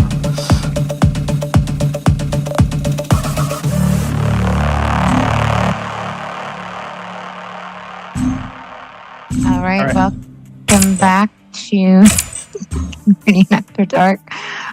This is Winters, and I'm going to read some comments. You just heard Tom's last song, which is the awesome Somon. You can never go wrong with Somon. This comment is from Neville Walton. My favorites from this week's show: Isaac Howlett, House of Cards, Dunkel Sucked, Pyramid, Mass Evenmensch, featuring Endangered Charlatan, Club Mix, White Noise TV, We Found Love, Torul, Dancers in the Dark, Corlix, Wasted and Alone. And then this next comment is by David Munoz. Thanks for making my Monday a little less manic. Favorite tracks from Purring Nice, awesome wordplay, is Stolgeist and White Noise. That White Noise cover was pretty damn good too. From Gold, the Monastics and Icon and Rosetta Stone. Rosetta Stone. I know, but he put Rosetta Stone cover. Oh. That just like Rosetta Stone can do no wrong. From Winters, her final track from Mortal Boy was killer. But what? No cover song in her set list? No, I didn't have a cover song. You guys had a good thing going. Cheers, guys. Yeah, I don't think Gold mentioned that last week, but I guess that Rosetta Stone song he played was a cover of what's that band? Not Alice in Chains. Stone Temple Pilots, right? Stone Temple Pilots. Thank you. That's what it was. Yeah, I didn't even realize that, but I didn't realize it either. Mike said something when we were driving, that was a Stone Temple and I Pilots was cover. yeah. Lauren Friend said, just discovered the band Bioflesh. Thanks to you, Cad. Their single "Your Absence" is a master track. Great choice. This title reminds me a failure from the band Lycia. Lycia is a good band too. Interesting. And I just wanted to say our Australian friend did write back that a greenkeeper is someone that upkeeps a golf course. So he goes, it's a lot of work, I guess, to upkeep a golf course and the turf that people golf on, because it's like a course that people do professional tournaments on. So he's like Bill Murray from Caddyshack. Probably more distinctive if it's like where actual, golf tournaments are and stuff. But yeah, Caddyshack. All right, Gold. I know there's some comments that you're reading. We got one from Gearwood Press. You provide such value to the scene. I love how diverse your picks are. Thank you. Thank you. Kaju Johnny commented, my favorites this week were Isaac Howlett, Non-Human, White Noise TV, Icon, Corlix, Twice Dark, Haunt Me, and Mortal Boy. Cheers, Cad. And then at Maxim83 commented, Rosetta Stone, sex type thing. Nothing is sacred. Cleopatra Records. It's a cover for Stone Temple Pilots song, isn't it? Yes, it is. Okay. Well, yeah, we brought that one up. Yeah. Stone Temple Pilots. I'm just honestly. I'll be Did honest. Stone I'm not Temple that Pilots only have like familiar one with Stone album? Temple Pilots. No, they had 5. They had 5 or 5 albums. and then they continue on with a new singer. Because the one guy, did he Okay. die or did they just kick him out of the band? No, he's dead. Oh, he passed away. Okay, that's Okay. right. That's right. He OD'd. Okay. Yeah, and Gene Hackman and his wife passed away Today, right? week. I When we're know. recording this. Yeah. while we're recording this, and I guess it's suspicious. They, Well, it seems suspicious. Yeah, because he was 95 and she was just 64. Well, and also their why would German they- Shepherd. Yeah, and then their dog passed away with them, so it is a little. Well, it's definitely. Yeah, a little but she was suspicious. already decomposing. Yeah, she was already decomposing. Really? Yeah. He was not. Oh, he was dead, but not as decomposed. That's Die just, at the same time. yeah, it's weird, man. They had there had to be something going on there. Like he was. I knew he was already sick anyway, so maybe it was just they didn't want to go on without each other. They drank the Kool-Aid. No, I think she went out. She went out and she wasn't available to take care of him, and he died. Oh, okay. Oh, and then she Yeah, was very who knows? upset about it. Yeah, we'll find out, I'm sure, in the future. But they still had 2. The weird part about that whole story is that they still had 2 dogs, they said, that were there that were alive. So why would I don't know. That's just strange. It'll be interesting to see What the happened? what happened when it actually comes out.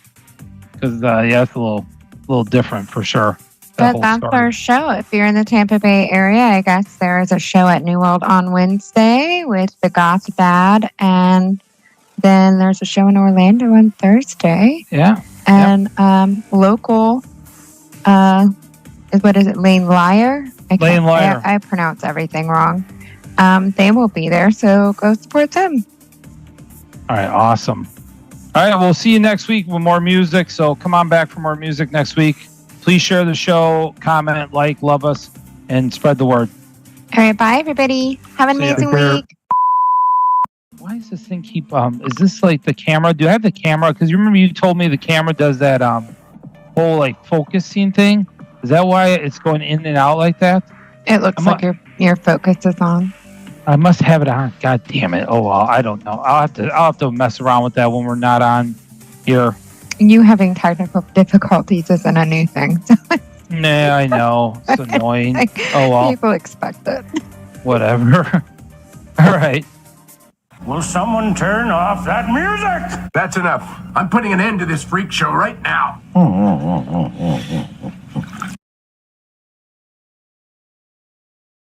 You can get into IT, you can get into the STEM world. Preparing tech professionals since 1966. ECPI University. When I walked into ECPI, I just felt it. I knew this is where I was supposed to be. You're set up to succeed. The education that I received from ECPI has allowed me to start a career in IT, and I'm able to grow in my job because of what I learned at ECPI. A tradition of excellence. ECPI University.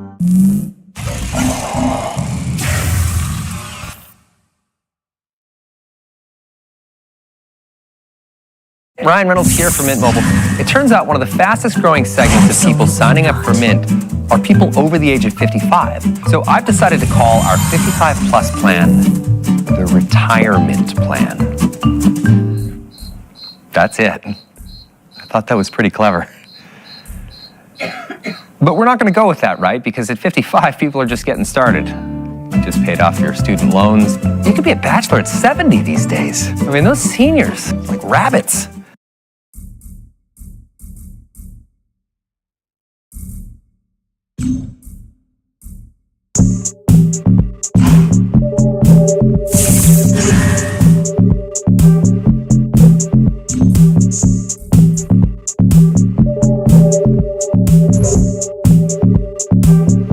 I am Miss Blade. All right, you're listening to all your favorite hits right here. Run. Radio. I'm your host, unranker, and I'm going to give you the best Show me clicks. about so far. So we're definitely going to want you to stay exactly where you are. So you do not, if you're working on something right now, we suggest that you get rid of that project immediately by throwing that into the trash can icon on your screen. This is a new track from Faison Maldenglarf. I hope you like it. It goes something like this.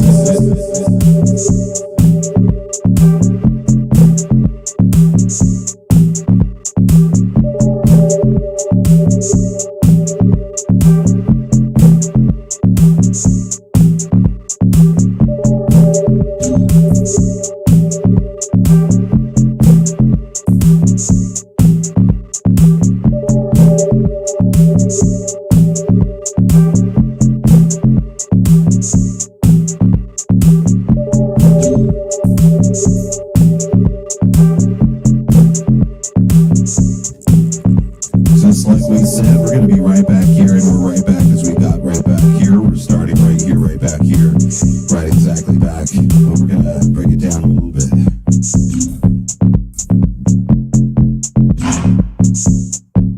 We're going to break it down.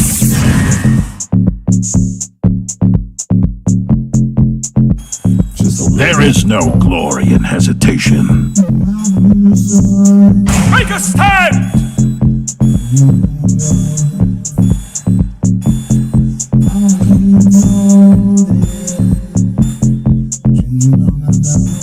Let's get them paid!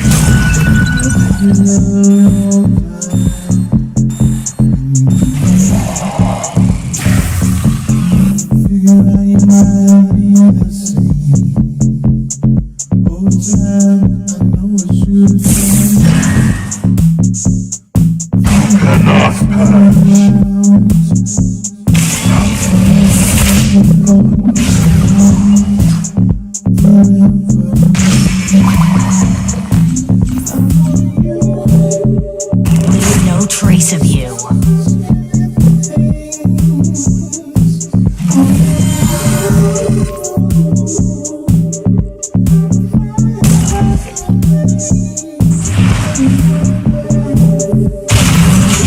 This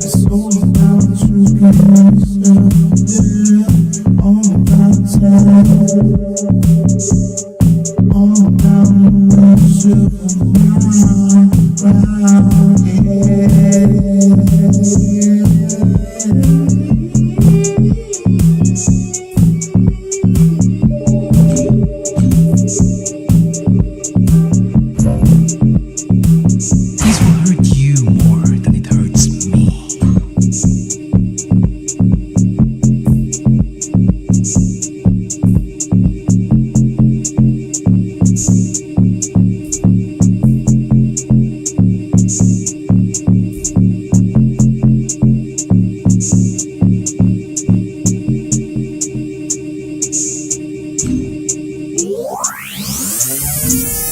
The Lot Radio right here, because the Lot gives you a lot here in New York City. Brooklyn couldn't be further. There is no glory in hesitation. Everybody's looking at us right now. We're in this together. It's been so long since the last time we've been here. 2019 was the last time we were here, but we, I mean, I am who I am. I'm never going to stop because I've got to do it exactly the way that you do it. So,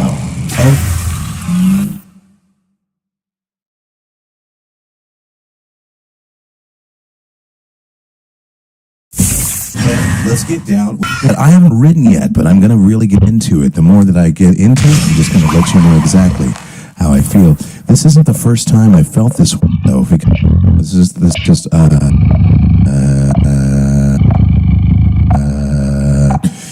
something I feel. To Be Real is one of the best tracks that I remember being a part of. We're getting some text here from Green Chef and Greenpoint. We do appreciate everything that you have to give, and we're super excited for your arrival imminently here. So, let's take a listen to this new track. Get down and get groovy.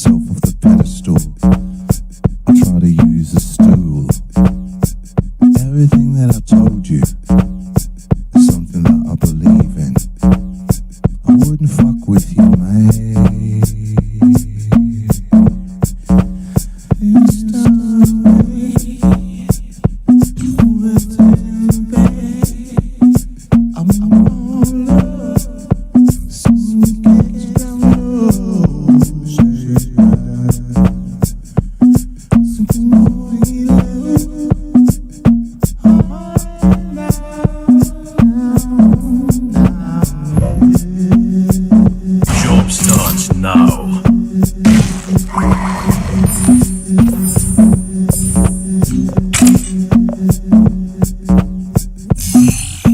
I'm giving to it all.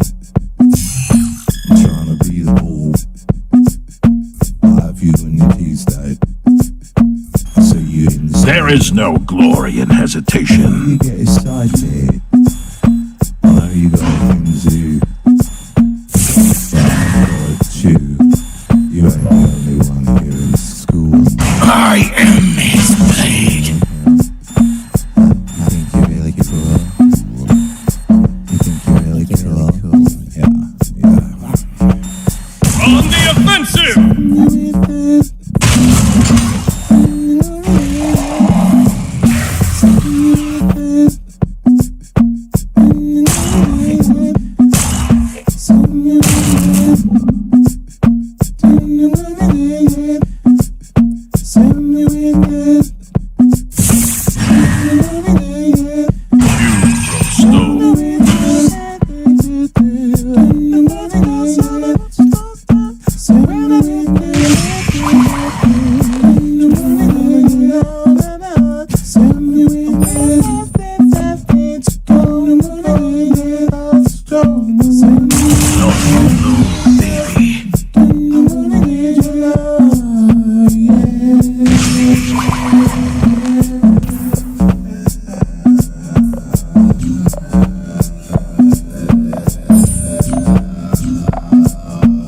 Let's get a closer look.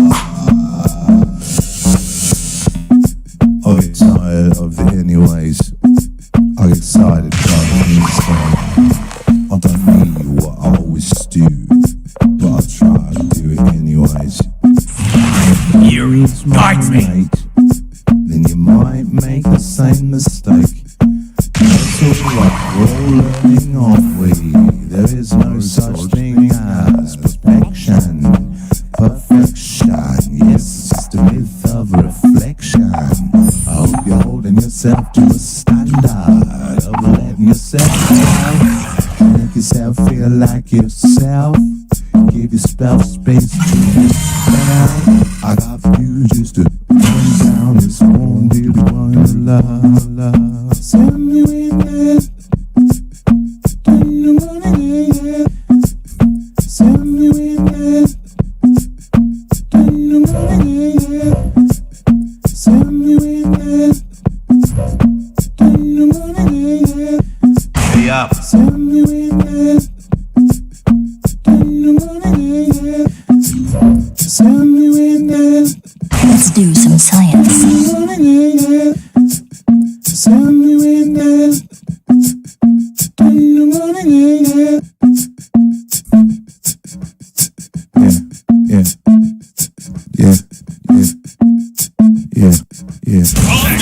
Behind Malachite. Yeah. We have them. Press the advantage. You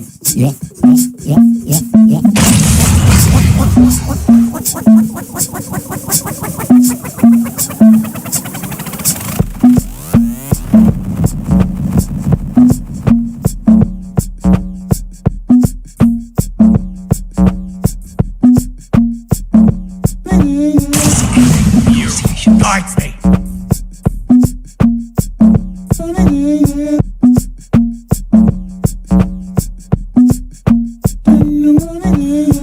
There is no glory in hesitation. One of the news ones here, just listening out of here on Lot Radio.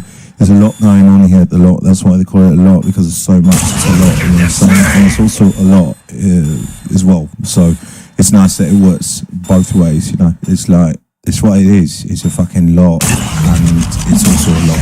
And there's a great lot of people here doing all sorts of lot-based activities. That's what we do here at the Lot. It's a lot, but we do it. Yes, this next tune, this is one all the way from Camdenshire. This is a new artist that we just started working with. And interesting story about this artist, actually. This artist started as, I think in the east and then eventually made their way to the west. So, interesting story about that artist. Anyways, here's that track.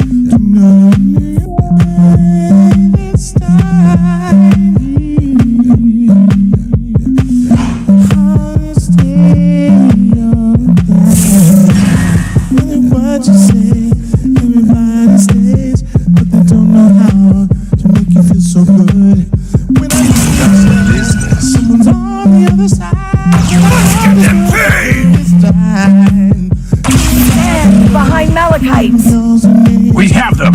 Press the advantage.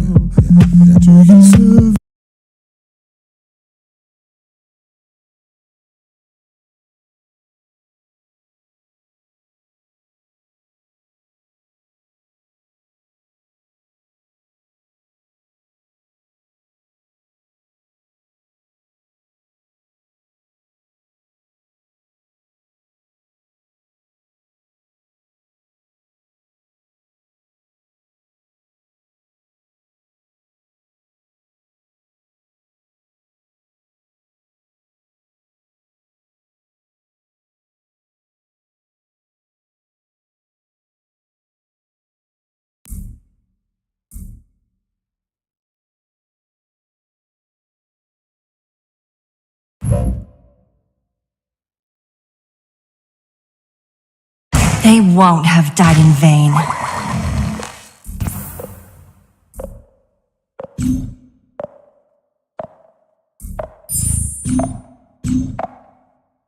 The Hydrolium calls.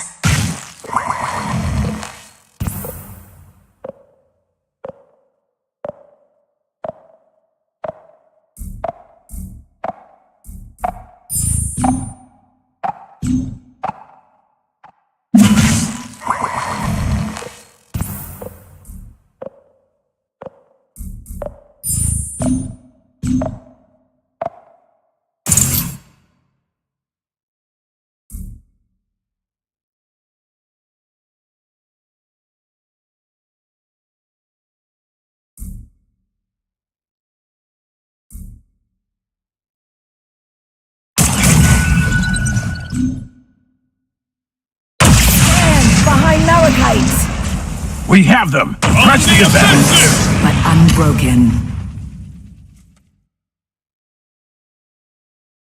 Now, that's what I call a fight.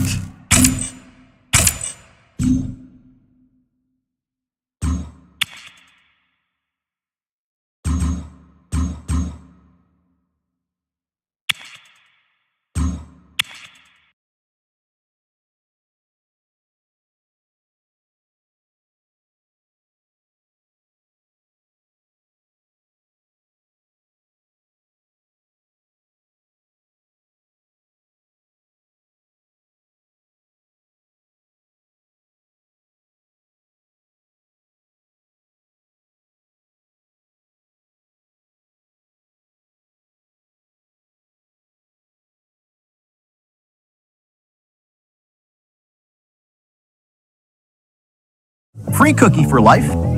This is why I canceled my DoorDash subscription and switched to Cookie Night. After months spending way too much on DoorDash, I got bored. So apparently, this mineral deal, against all odds, is gonna happen. And let's start right here where we left things on Friday. Ukrainian President Zelensky now says, "Hey, I'm ready to sign that minerals deal with the United States." This, despite his heated confrontation. Why'd they give him? Hey, it's the content president. Why do they have a wrestling belt on? And I'm sure you saw it with President Trump and Vice President Vance in the Oval Office on Friday afternoon. Madeline Rivera is live in Washington with the latest for us. Hey, Maddie. Hi, guys. Good morning. Yeah, despite that spat with President Trump in the Oval Office on Friday, Ukrainian President Volodymyr Zelensky says he remains confident that he thinks his relationship... Everybody acts like that shit's a big deal. Like, it's not a big deal. People get in arguments like that all the time. It's not, like... I bet probably privately it's, like, way worse than that. It's, like, not good that it was public, but on, like, a personal, emotional level with them, they probably don't give a fuck. With the United States and with President Trump can be repaired. And like you said, Steve, he is still confident and optimistic that they can reach a minerals deal with the United States. He still wants security guarantees, though, but Trump administration officials say security guarantees are contingent on a peace deal, and they don't even know if peace is possible at this point. That's why they say they're trying to get Russian President Vladimir Putin to the negotiating table. President Zelensky has thrown off the sequencing. And Margaret, let me tell you the most tragic part of this. The President Trump's idea for this economic arrangement was to further intertwine the American people and Ukrainian people and show no daylight. Treasury Secretary Scott Bessent says a minerals deal is currently off the table. To get it back on track, some Republicans and U.S. officials say a major reset is necessary, and they argue that task falls on Zelensky. Something has to change. Either he needs to come to his senses and come back to the table in gratitude, or someone else needs to lead the country to do that. I mean, it's up to the Ukrainians to figure that out. European leaders are grappling with the fallout after holding a summit with other European leaders in London over the weekend. UK Prime Minister Keir Starmer announced the outline of a plan to end the war. The Associated Press reports the proposal would keep aid flowing to Ukraine and continue to arm them from any future Russian invasion. Starmer reportedly says the UK is ready to put boots on the ground and planes in the air. That's crazy that they're actually going to send troops over to Ukraine. Like, I believe that when I see it. That's nuts.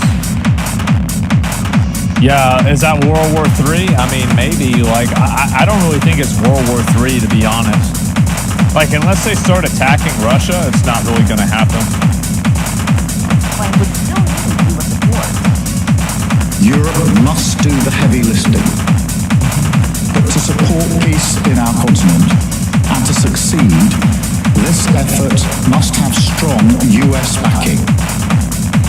French President Emmanuel Macron spoke to another French outlet where he suggested that a limited month-long truce may be possible in Ukraine, and he said troops could be deployed at a later stage. Lawrence B. Bryan. So, Maddie, when he left Washington on Friday, he said, I was not ready to sign that deal. 48 hours later, I'm ready to sign that deal, right? Well, yeah. Yeah, fucking obviously, right? Like, I mean, that makes sense. What a surprise. Yeah. No, I mean, of course that's what's going to happen, because The thing is that he did not say that. He never said that. Well, we'll see. Not until we see it. That's a good point. I wouldn't be surprised if he came back and did it, though. I'll tell you that. And you know, we saw documents of this deal on Friday. Our Jackie Heinrich sent it out, but they were not signed. Of course, that means nothing was completely agreed to. But look, obviously, Ukrainian President Volodymyr Zelensky, who was told reportedly by some of his advisors about how to approach the president here, and clearly he did not follow that suggested approach. Now he says he's ready to sign the minerals deal. We'll see if that is Thanks, Maddie. He was going to sign the deal, and they got through the press conference. That's all he had to do. Was get through the press conference. The whole thing was Don't done. take the bait. It wasn't going to be. He wouldn't have shown up if he wasn't going to sign the deal. So that was a done deal. So as Jack Keane brought up, who might be his biggest supporter in terms of who he blames in Mark Thiesen's column today, he said, Jack Keane says, the only answer to the question, we should have understood going to the only offices. The only answer to the question is, thank you, Mr. President. I'm going to work with you to achieve a peaceful end to this war, period. I understand he's literally at war for 3 years. We know No, they're trying to, they don't like, the thing is that he's trying to argue this from a position of equality. He's not equal to the United States. He's not equal to Russia either. Like, you gotta take what you can get. And like, it shouldn't be that way, but I think it is. And like, so, like, I don't know how do you do that in like, you know, because like he doesn't want to look bad in front of like his people too. Like, I'm not sure like how to handle that. Like, it's a bad situation that he's in. This thanking rhetoric is bullshit. It is bullshit, and it's not bullshit. It's the reason why they want him to do that is because it probably means that basically this is what I think. Like, I don't think that Russia is going to want to do anything when they have this guy calling him a murderer and fucking war criminals. There is no glory in and saying hesitation. like Russia is terrible and shit like this, right? Like, they're not going to want to do and negotiate while he's doing that. And so if he keeps doing that, then the chances of negotiations go really, really far down. Like, whether it's true or not, they still go down. It doesn't matter. Yeah, it doesn't matter what's true. They don't want either. Yeah, exactly. And they want Zelensky to follow the lead. Are you not sure if Zelensky's grateful? I think he is. I think he's very grateful to the United States. I think absolutely he is. And I feel like the premise of this is a little bit silly, but they are trying to basically just get him in line. They come back from war after 6 months. And have him not talk shit, basically. Leader. And I'm not making excuses, but he goes to the front lines every day. He knows 20,000 kids that were stolen. He knows those parents. They're sitting there in Russia. He knows most of the maybe 600,000 troops or 500,000 troops that are no longer on the battlefield, dead or wounded. But his stress is unbelievable. Yeah. Why an aide next to him says, hey, let's not, maybe this isn't a good time to show up. He didn't have to show up to that. He could have had that, they could have signed it, sent it, it could have been done. And all the pressure would have been on Russia. Because all indications are Russia doesn't want to sit down and do anything. So what their early demands were are a non-starter. Well, he was told to show up at the White House in a suit and tie. It was specific. Yeah, if they told him to do that, he didn't do that. He in a situation where he should have done that. Like, the thing is that, Asman, you don't know what you're talking about, do you? What do I not know what I'm talking about? Because you're a consistent disagreeers, right? And so what are you unhappy about that I'm saying? And so Zelensky, no, the thing is that if you have these people that are going to give you a bunch of money, and they have they have the ability to solve your problem, I would show up in a suit. I would. At the end of the day, right? It's like, because at a certain point, you've got to put your pride aside. You've got to do what's going to work for you. I want you to describe how he's grateful based off his actions. There is no glory in hesitation.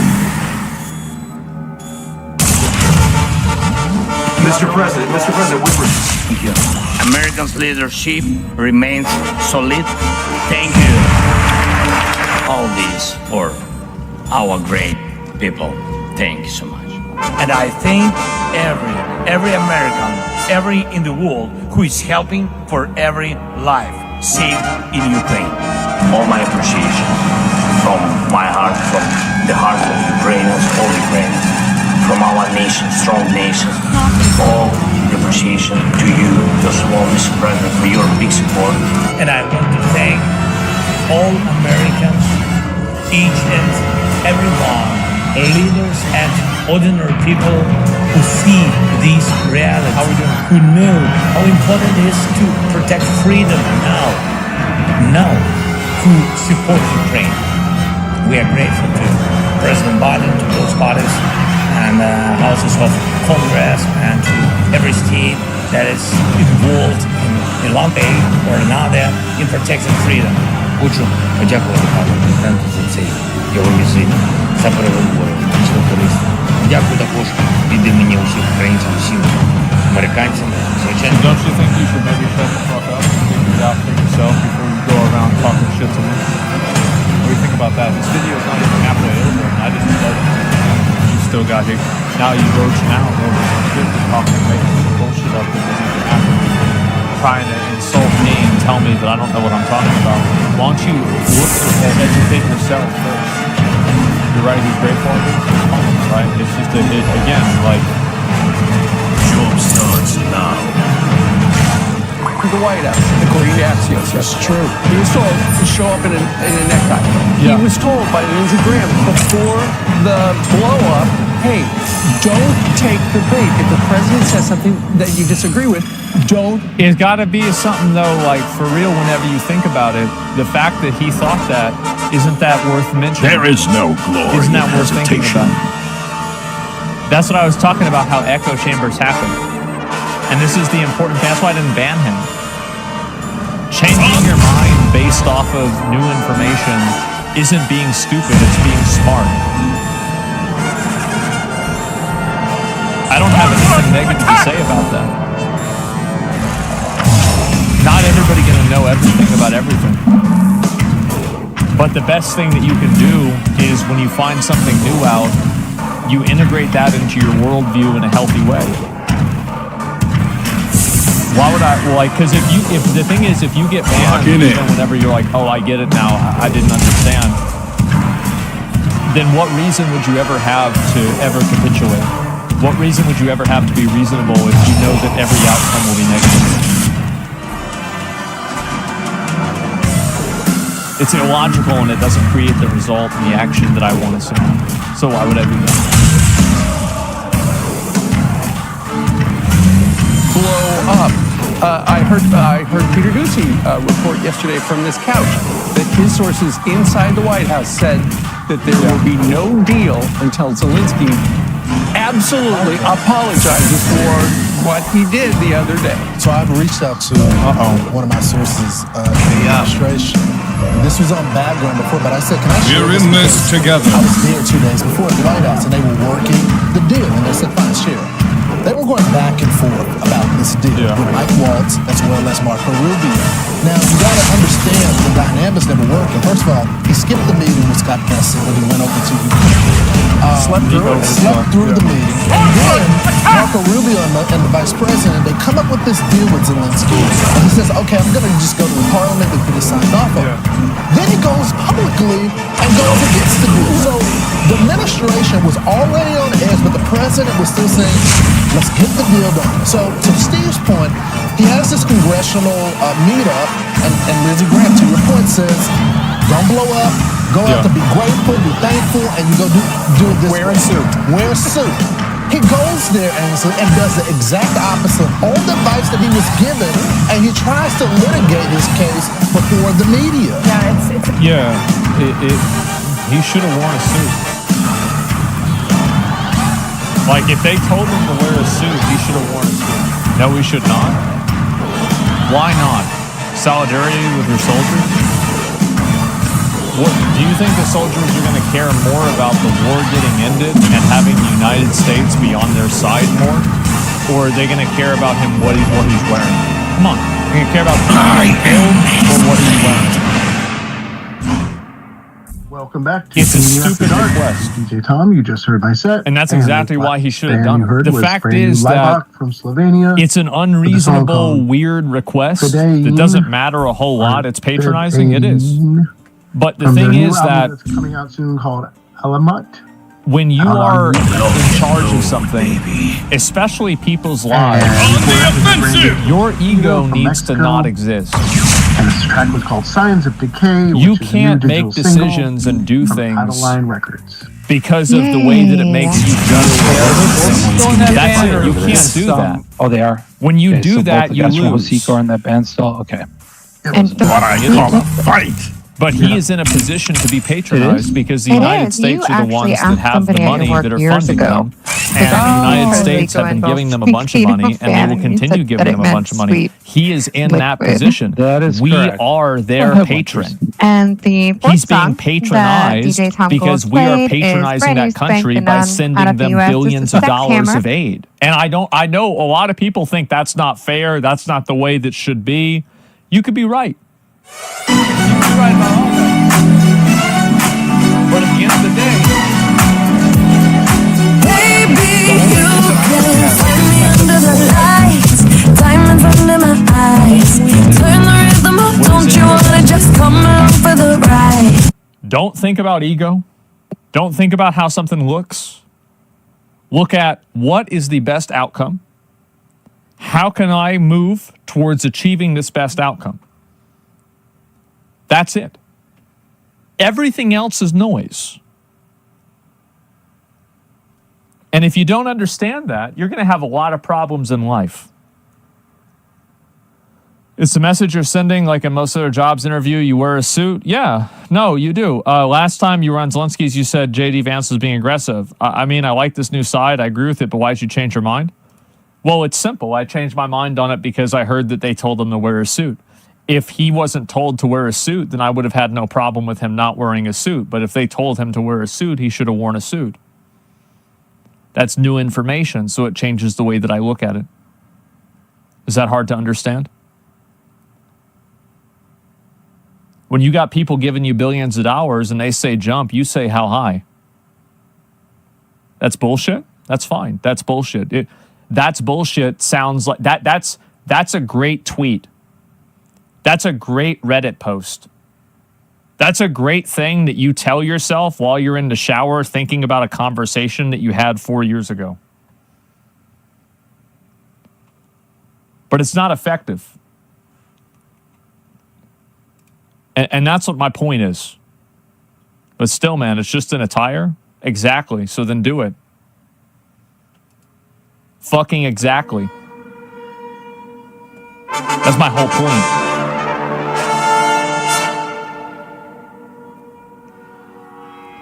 You have discussing tech on this? I'll pull up one person. I'll pull up one person.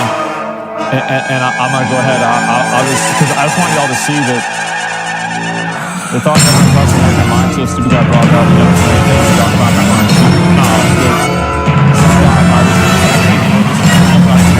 We're talking about because I want to see who's going to get attention for 2 years. Just like the entire premise of your argument.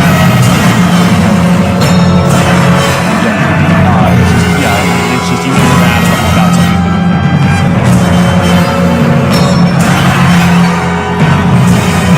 What's the story? What you see when he was asked? Yeah. Well, arguing with you about this, it shows you his age. There's a lot of young men that one of the most and it's about age. And for a lot of young men, especially people who don't have established egos and don't have a lot of things on their own, they are really like being told what to do is the last thing they want. Trump as well. Trump is he's in the one.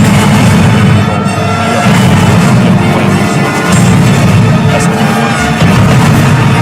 You ever had an asshole boss, but you still gotta say how you say jobs are fucking you make the decisions for it's not about you. Make the right decision. That's the way I see it. And if they told him to do that, he should have done it. That's it. And also, by the way, I pray that you are never in a situation with a person like that that is willing to put your security, your quality of life, or your safety on the line to maintain their own pride. It's a very bad position to be in. Amazing that we have helped them so much, given them so many resources, so much money, so much equipment, and that is the way he was treating our president and J.D. Vance in the Oval Office. He wants more. He's saying he told the BBC he's still willing to have a constructive dialogue with the United States. He said, I just want the Ukrainian position to be heard. We want our partners to remember who the aggressor is in this war. Here is Secretary Marco Rubio. I really am puzzled why anyone thinks that trying to be a peacemaker is a bad thing. It's only a bad thing when it's Donald Trump trying to do it. I would ask everybody this. If there are no negotiations, what is the alternative? Another 4 years of war, another 3 years of war in which the United States and Europe continues to pour billions of dollars into a war in Ukraine? Is that the alternative? I've asked every foreign minister I meet with, tell me your idea of how this turns out. Most don't have a plan. A few have said, well, let's give them another year of fighting. A year from now, a year later, after another year of death, another year of destruction, then maybe Putin will be ready to negotiate at that point. No one here is claiming Vladimir Putin is going to get the Nobel Peace Prize this year, or that he should be the man of the year of the Humanitarian Association. What we're arguing here is he has a very large country. Yeah, they think Putin's a piece of shit too. But they just the negotiations to go downhill. That's it. They know he's a piece of shit. Everybody knows he's a piece of shit. Yeah, everybody knows that. Like, they're in full war footing. They're cranking out weapons now at a war footing pace, and we need to figure out, is there a way to get them to stop the war? And the only way you're going to do that is to get Russians engaged in negotiations. After hearing that, Chris Van Hollen, who's just off the hook on Gaza, he's against the Israelis and anything that Donald Trump's doing. He says he regrets his supporting Marco Rubio for Secretary of State. So does he understand? Number one, Marco Rubio was sitting right there. No one told Marco Rubio what to say there. No. Number two is the Russians are losing. It's very clear that the problem why I think they're mad is because things that happen publicly are not what happened privately. And so it's actually a very personal reason why people are getting pissed off about this topic. It's got nothing else to do besides other stuff. 1,000 troops a day. Yeah. If you read the New York Post today, they interviewed 25 people staying in Ukrainian prisons. Nobody knew what they were fighting for. They all were there because they were threatening their families or that they had absolutely no money and they promised to pay their families if they got killed. They're literally doing human sacrifices.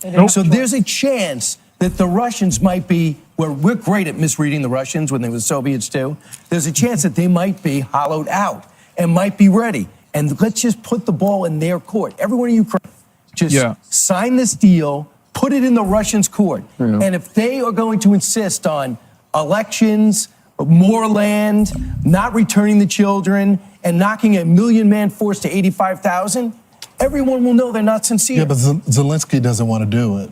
And I think that's the problem right now. He's showboating. He went over to the EU and tried to get all of their support in the sense of to put pressure on the president. And then you got the PM as well as the ambassador, the UK ambassador to the United States say, okay, we're going to be there with you, but we still need the United States. And so I think there's a major miscalculation from Zelensky's part. He still wants to fight this war. It's unwinnable. More people will die as a result of it. And the president's saying, like he said in the Oval, I want you to be more on our side. The president said, I can't get a negotiation. I have to be. Yeah, Trump can't be on Zelensky's side. He can't be on Zelensky's side and solve the problem. You can do one or the other. You can't do both. In the middle. But I'm signing a minerals deal with you. That is your strategic support. But that's not enough for Zelensky right now. That's right. Netanyahu has to deal with his right wing. He's got a right wing. And there's a right wing of Zelensky that says, you better not agree to stop fighting. They invaded us. They killed our families. They're destroying our infrastructure. Yeah, of course. We're doing damage. So he can't he is not a dictator. And it's still, he is still dealing with a democracy and a parliament. It's still unclear, though, if Vladimir Putin will agree to a deal. That's my point. Well, here's the thing. Yesterday, the foreign minister of Russia, Lavrov, said that he saluted Donald Trump's common sense on the issue, even though they don't align on everything. And also, the foreign minister spokesperson said that what happened in the Oval Office was a miracle of restraint, they said, the Russians did, that Donald Trump and J.D. Vance did not punch Zelensky in the nose, essentially, will he address because this of tomorrow all night? that. Yep. And so I'm thinking that's really where I'm at. Yeah, the Russians aren't being asked for any concessions. The Ukrainians aren't being given any security guarantees. What reason would Russia have to stop? Because Russia would probably get some of the land from Ukraine, and they'd probably get some money out of it. That's the reason, right? That's probably what's going to happen. I feel like that's the way it would resolve. Yeah, and after that, I don't know. Just do it again in 5 years. You can't do that. You can't give them anything if you hope for peace. What's next? I don't know. But my point is that the thing is that, like, with Ukraine being involved in this, there's two separate things. There's what should Ukraine do and what should the United States. So reward their transgressions. A lot of people get fixated around the concept around being right and wrong.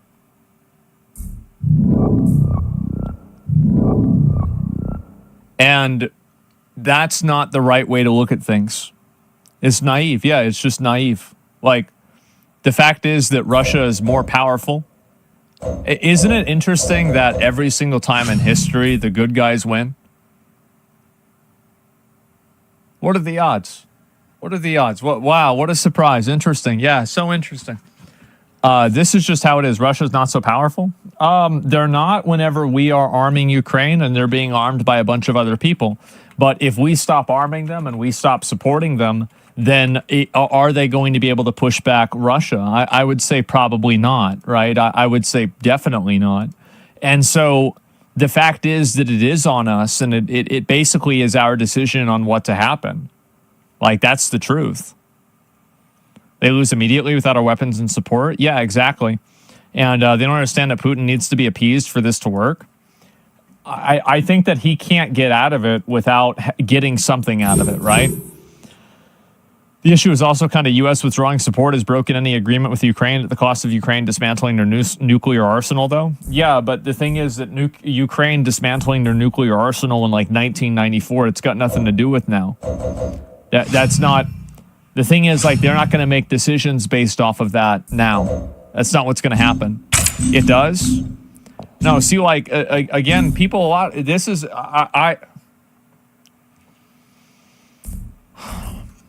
This is the way I look at things. And agreements are for nothing? Yeah. Yeah, definitely. They are. And if you go back in history, you're going to find all of history is littered with broken agreements. Everything. It's all littered. So many broken agreements. All the time that happens. Times change. Yeah, exactly. And so the fact is that the only thing that matters is who has power, who has the ability to exercise that power, and to what extent can they exercise that power. That is what matters. Everything else doesn't matter. Like the ideology, who's right, who's wrong, who did it first, who should be rewarded, everything like that's all bullshit. None of that's real. What's real is the ability to exercise force on somebody else and kill them. And if they can kill you, it doesn't matter if you're right when you're dead. And that's it. And that's the point that I'm making.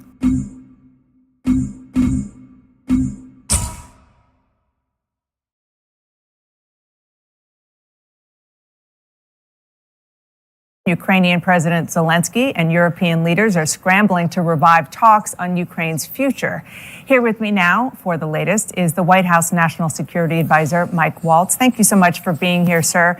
I want to ask for your view on what the Ukrainian president said after that Oval Office meeting. He repeatedly went online. He thanked the U.S. and President Trump for the help that the U.S. is giving, saying it is crucial to have the president's support, that no one wants peace more than we do. Is that enough for President Trump to get things back on track? Nope. Well, the president took calls from Prime Minister Starmer, Yesterday, he's also taken a call from Prime Minister Meloni of Italy. President Zelensky is with those European leaders now. Those European leaders are talking to him directly about getting to the negotiation table. What does he need to see to actually negotiate with us and negotiate with the Russians, go to confidence building measures, go to a ceasefire, and bring this horrific war to an end? And what was so, I think, stunning to all of us in the Oval Office was that it was not clear Zelensky was going to go to negotiations at all, that he would ever be able to negotiate with Putin, and whether he shared our goal of ending this war.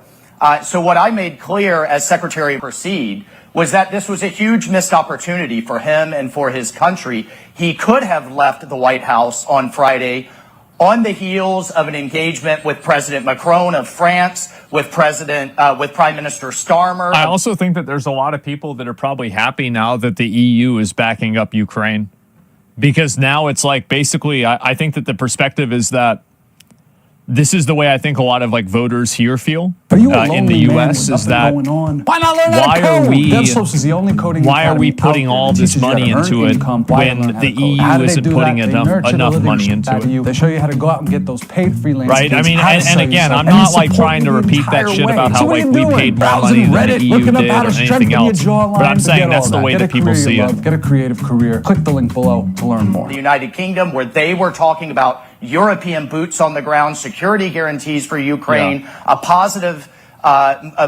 movement towards ending Work this war. today is and broken. Being We're all having working Ukraine in and too United many States disconnected being bound apps, and it's together killing for a team generation productivity. But for the first time, there's a platform that fixes it by combining everything you need. Now. Projects, And President Trump chat, said in and knowledge his in one place. announcement on X, when President Zelensky is ready It's all to powered by the truly world. engage for peace, he's welcome back anytime. So what does the president need? What does President Trump need? Does he need a public apology? Does he want a phone call? Can you be specific on how to make that happen? Well, it wasn't clear to us that President Zelensky was ready to negotiate in good faith towards an end to this war. For us, talking about the details and demands of security guarantees before, as President Trump said, look, I don't know that we can get both sides to the table at this point. And, you can't kind of trash the other side going, litigating through the history of this conflict if we're going to bring both sides to the table. Yeah, he's right about that. And so further, coming to the Oval Office, with the body language, the shaking of head, the kind of the arms crossed, we found it incredibly disrespectful. We were ready to sign that deal. I want to address directly that this was some type of ambush is absolutely false. We had negotiated the minerals deal in the weeks prior. It was difficult, but it was done and finalized and ready to be signed in the East Room. So since you've been talking about his body language and So his, they had that shit all planned out. All that got burned up. Wow, that's nuts. his approach, I do want to ask about your view of Volodymyr Zelensky, because right after the Ukraine war happened, after Russia invaded Ukraine, to be more specific, you were on CNN and you called Zelensky a 21st century Churchill because of how he was leading the fight against Russian tyranny. And yesterday you called him, compared him to an ex-girlfriend who wants to argue everything that you said 9 years ago rather than moving forward. Protocols Is that really how you see it now? And do you see it all? I'm not saying Zelensky's like that, but like, fucking based.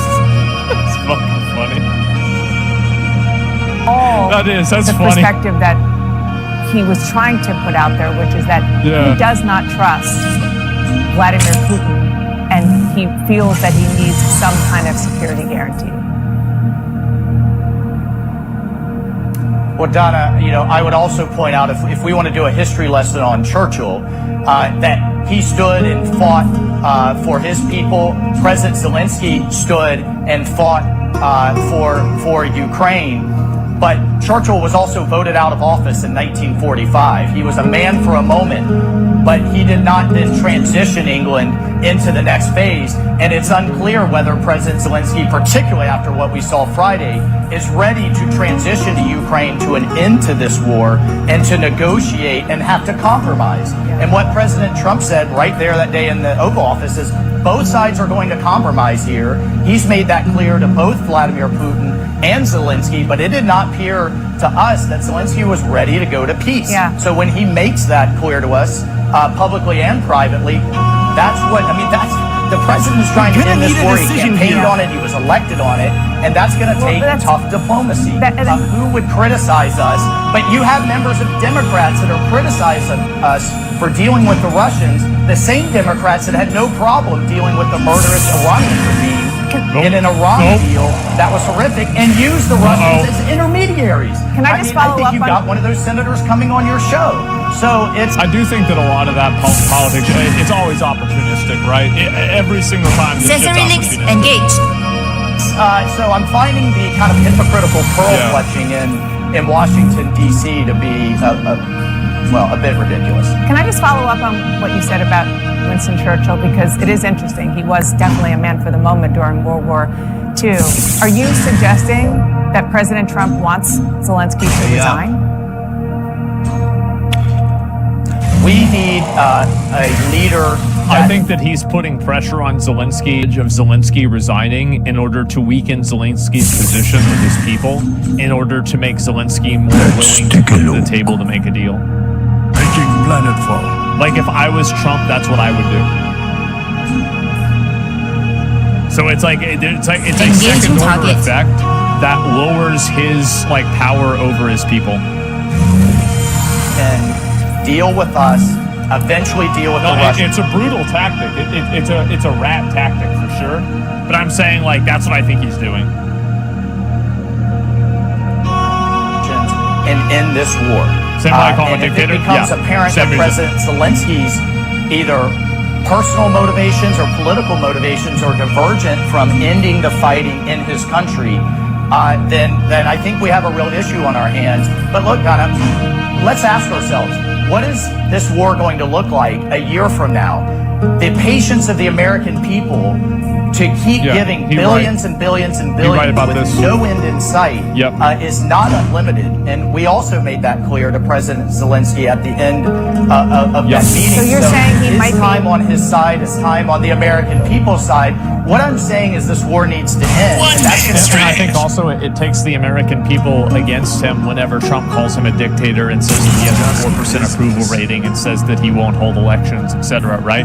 Because those are all things that make him look bad in the eyes of the American people, that make people less supportive of Ukraine, that make Zelensky have less public pressure and public sentiment power by basically causing people to not support him, right? That's the reason why.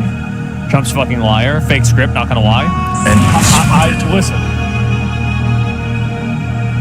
That's what works. And I think it is working. I think it is working. It's working as we speak. Engaging target. So you can say that it's bad. You can say it's mean. You can say he shouldn't do that. True. But that's what he's doing. That is what he's doing. I think it is working. How does it work? Because a lot of people are viewing Ukraine. So I think this is a shift of opinion versus now versus maybe 2 years ago. There's been a very big shift in opinion. And I see this discussed a lot, where Ukraine, basically the idea is that Zelensky wants to keep the war up in Ukraine because he doesn't want to have to do an election. And I think also Ukraine just wants the war to go on forever. And they want us to pay for it forever. And this is a very common sentiment that the people in the US have. You can say what the fuck all you want. I don't agree with this. I'm saying this exists. That's retarded? Well, there's a lot of retards. So what the hell do you expect? What do you expect? It's ridiculous, yeah. Imagine even thinking that. What the fuck, dude? Am I wrong? Am I wrong for accurately identifying that sentiment? We're gonna need a decision here. Do you guys think that sentiment does not exist? No. you can say the sentiment is wrong, but me saying that it exists is not fucking wrong. What an ally you are, you get invaded and we make you look bad so your enemy wins.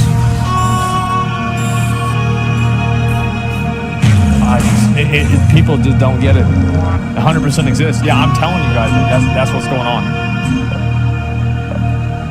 Concessions on territory. That's going to take Russian concessions on security guarantees. Yeah. That's going to take all sides coming to the table, and we are working very hard to drive those negotiations forward. We had our engagement in Riyadh with the Russians. We are working to have an engagement.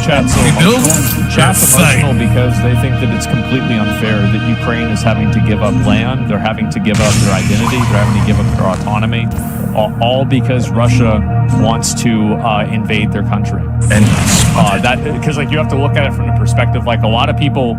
Now Russia, it is unfair. And the reality is that Ukraine doesn't have the negotiating power that Russia and the United States do.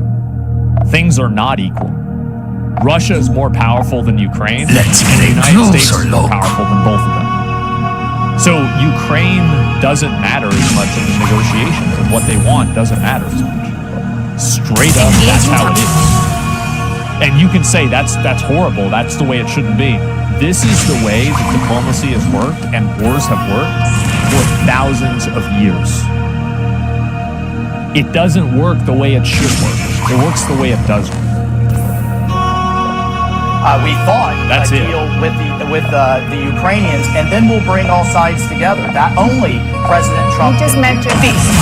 And I find this treacherous. Somebody says what actually matters? The ability to have force and the ability to exercise that force in a precise way. If Russia didn't have nuclear weapons and Russia didn't have the military that it did, the entire conversation would be different. The only thing that matters ultimately is power, violence, and the ability to exercise that violence. That is what really, at the end of the day, matters. He's being criticized for that. You just mentioned a specific concession, potentially, that you would like Vladimir Putin to make. Can you elaborate on that? Because we haven't heard any specifics before.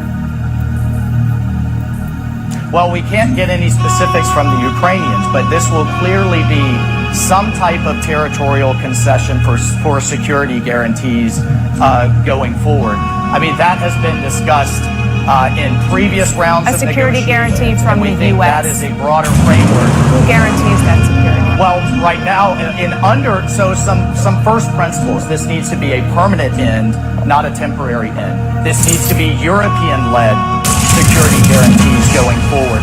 Part of that is Europe's contribution to its own defense, so it has the capability to do so. We've had both the United Kingdom and France talking about their troops on the ground going forward. And then, let's not get too far ahead of ourselves. What type of support we provide or not is to be negotiated. But one thing is clear, we do not see Ukraine being a member of NATO because that would automatically drag U.S. troops in. That's totally off the table. There's no way that happens. Like, in my opinion, I feel like every other country that they add in NATO increases the probability of this happening again. Russia would never accept it. Yeah, exactly. It's like instant World War III. Yeah, it's just not going to happen. U.S. already gave security guarantees back when Ukraine gave away its nukes. These kind of mean fuck all. In what was that, 1993, I think? Or 94, something like that. But Donna, look, we need to get all sides of the table, and we're very frustrated that we did not see that from the Ukrainians after we had negotiated a minerals deal that would bind us together, grow their economy, and change the nature of our aid so that the American taxpayer could recoup. What are your conversations? That's all done and ready to be signed on Friday. What are your conversations like right now with the Russians in terms of reopening conversations and perhaps diplomatic normalization, embassies, and so forth? Well, Secretary Rubio's team at a working level have met with the Russians about broadening our embassy operations. They were virtually shut down on all sides. It's just a practical matter and common sense. If we're going to drive these negotiations forward, our embassies have to be operable. Those conversations are happening, and we're also having conversations about how they will end and what they need to see to end this war. There will obviously be differences on all sides, and the United States, through shuttle diplomacy and the leadership of President Trump, will drive forward to bridge those gaps. Our point is, talking about the fine details of security guarantees is like talking about the details of a warranty before you know if you're going to buy the thing. We're driving both sides to the negotiating table, and yet people are trying to put the cart before the horse. And last question, there are reports that the Trump administration, you are talking about pausing offensive cyber operations against We're going to need a decision here. That has not been part of our discussions. There will be all kinds of carrots and sticks to get this war to an end. National Security Advisor Mike Waltz, thank you so much for your time this morning. Appreciate it. Yeah, I don't see how this ends without Ukraine giving up so. land and giving up a bunch of shit, to be honest. I don't see how it ends. It's not a good answer. Yeah, the interview was not super great. There's the video right there. What's that response? Yeah, I don't know. A lot of non-answers, right? Very common non-answers. Yeah, it doesn't end without that. Yeah, that's how power dynamics work, exactly. And sorry, but the USA guarantees are not worth jack shit unless you put soldiers there. Yeah, but I don't think that Americans, personally, do I want to put soldiers in Ukraine to defend Ukraine? No. Easy job. No. This is mine. Too much. And with it. EU's already doing it? Yeah. Let's get a closer Now, there could be a point if things escalate way higher and way bigger, then maybe that would be an option. But at this current point, no. Do you think Europeans should? I don't know. It's not my problem. Yeah, I have no idea. But you asked Ukraine to give up their nukes in 1993 in return for support. Here's the problem that you have, and this is something that I've been trying to explain, is that you're not going to get a 30-year-old voter to commit to giving away and signing away their future because of an original sin that was committed before they existed. Ultimately, if you are 27 or 30 years old, Initiate emergency jump recovery. this deal happened before you existed. Or let's say you're 40 years old. This deal happened whenever you were 10 years old. You didn't sign this deal. You didn't have anything to do with this deal. And the idea that you want to sign away, multiple people to die and billions of dollars for something that you had nothing to do with, that's not going to happen. Now, whether you think that's a good or a bad decision doesn't matter. Trash take?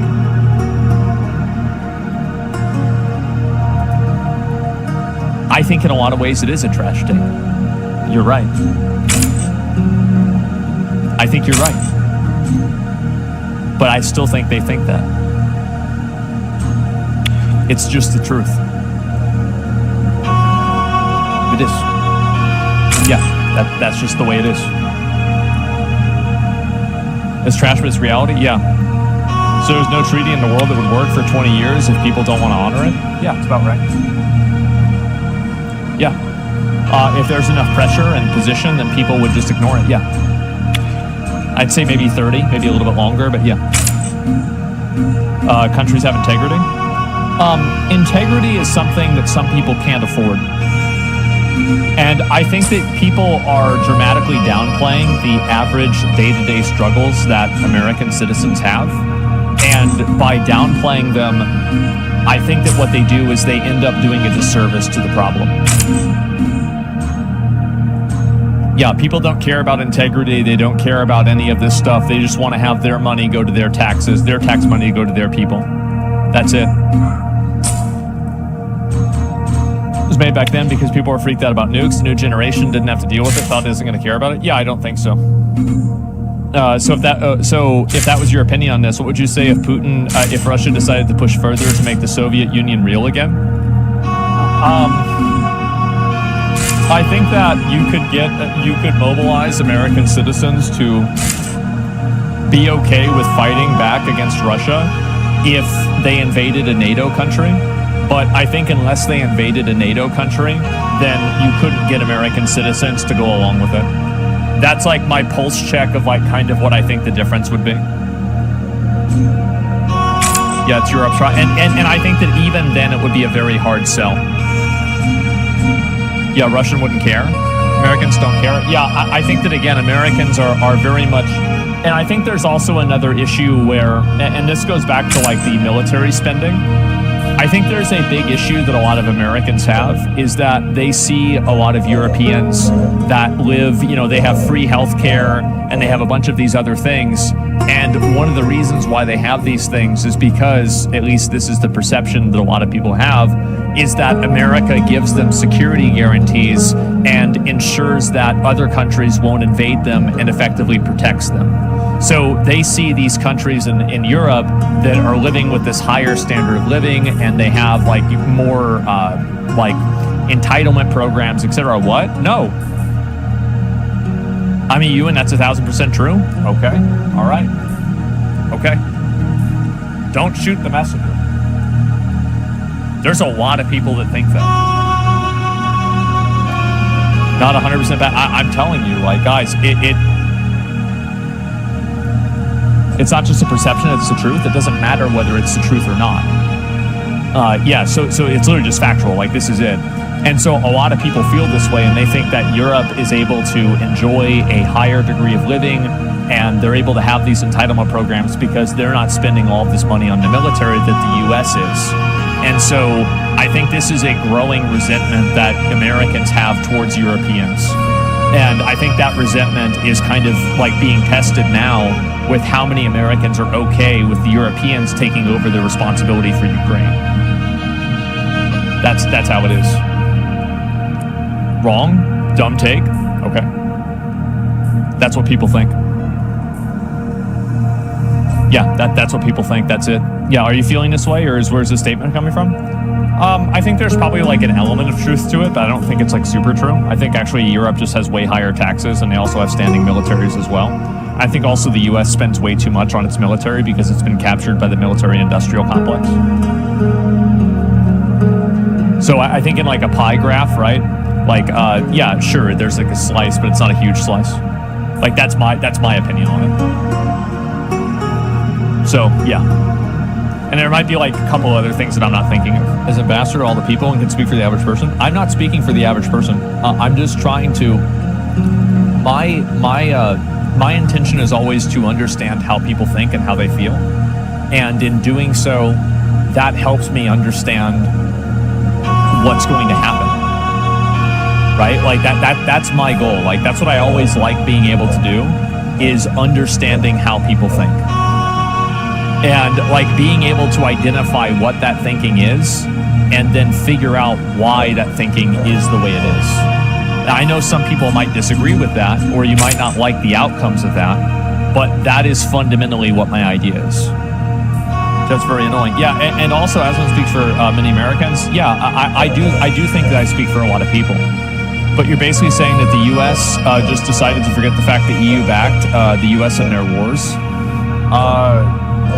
I mean, like, you talking about like with like Iraq or something? I'm not sure like what you mean by that. Specifically, barely. Yeah, I don't think that American citizens care about that because they think that it's something that's extremely minimal. And also they viewed that as like also like the threat of like extremism and terrorism is something that everybody was responsible for dealing with and not just the US, right? And so because we were retaliating for September 11th, that's one thing, but also this stuff could have happened to Europe as well. And so, like, I don't know about how much money was spent over there in Europe and, like, the Iraq War and, like, the Middle East wars, but it probably wasn't that much compared to the U.S. Pretty sure we bailed them out of World War II. Yeah, definitely. Average human doesn't understand what they think themselves and why. What chance do you understand of? What chance do they have of understanding what someone else thinks? Well, I mean, I think it's still something you should try to do, right? I feel like it should be. Yeah, that's what I would say. That's fucking retarded. Well, the thing is that, again, I think it's just like a really hot topic for people, right? Yeah, it's just an extremely hot topic, and people are like really opinionated about it, and that's really what it comes down to.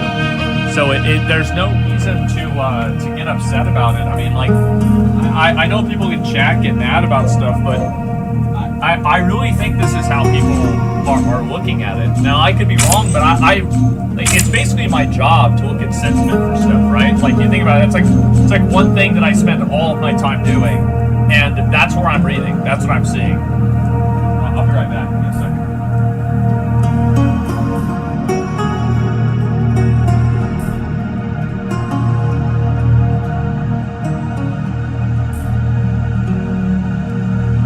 So it's looking like Kathleen Kennedy is done. We'll see what happens. I feel like they've wasted enough money on Star Wars to where she getting cooked. Let's find out.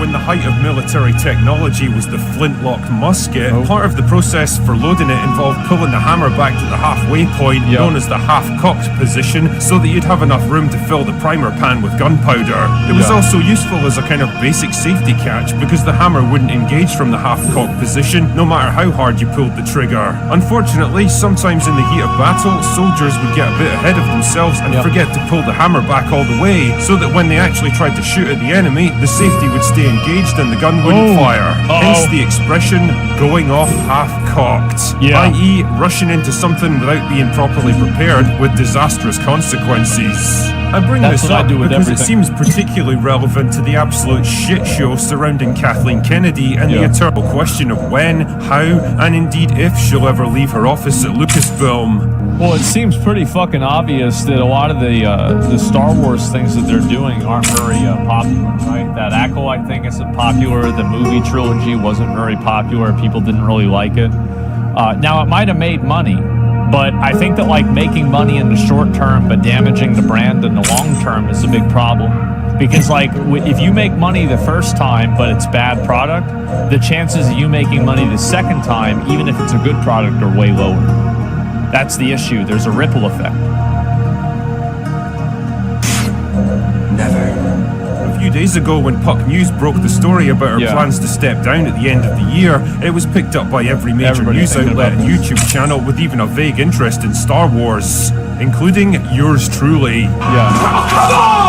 Yeah, we'd heard plenty of rumors like this before, but this was the first time that it felt real and plausible. Kennedy was old as fuck by this point. She'd been at Lucasfilm for what felt like half my lifetime, and she'd presided over a disastrous series of critical and commercial failures and embarrassments that had left the company with no more assets to exploit.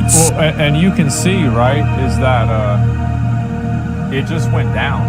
Like, The Force Awakens was super popular, and then, you know, a lot less people watched it. Like, if you're having a fall off like this, I think that there's probably a reason for it. Rogue One was good? Yeah, it was. I watched that with my mom. It was pretty widely known that just like a gambler on a losing streak with nothing but the shirt on his back, she'd been holding out for a big win to finish up her tenure. Yeah. That's the Acolyte. Let's be real here. I don't think there's any big wins in Star Wars' future, at least in the short term, and if they're ever going to happen, it certainly won't be because of you, sweetheart. But hey, Andor Season 2 is on the way, and while it'll probably be watched by an audience of literally hundreds, it'll at least give her the critical success she could use to justify her exit on a high. All of this is to say that it really felt like the time was right for her to go, maybe announcing her departure at Star Wars Celebration in April, and spending the rest of the year collecting pointless awards and prepping her successor to take over. That is, until Puck News broke the story ahead of schedule, forcing her to do an interview with Deadline where she, clarified the situation? Quote, "The truth is, and I want to just say loud and clear, I am not retiring.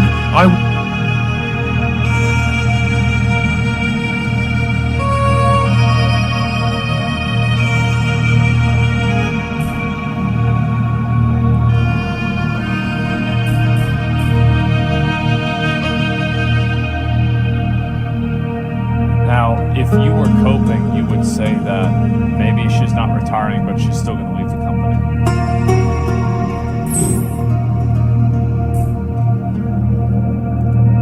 Will never retire. That's what from I would movies. say, right? I will Who die knows? making movies. That is the first thing that's important to say. I am not retiring. Uh-oh. Wow.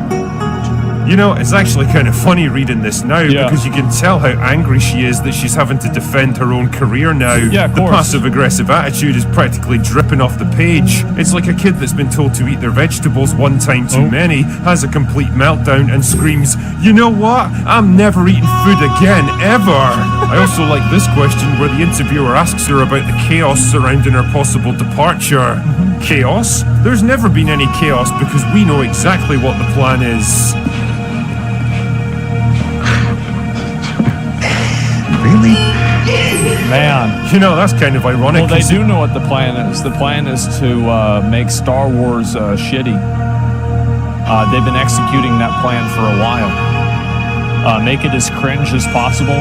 Take away any vestige of masculinity and replace it with some weird androgynous, like, current culture vibe that nobody likes.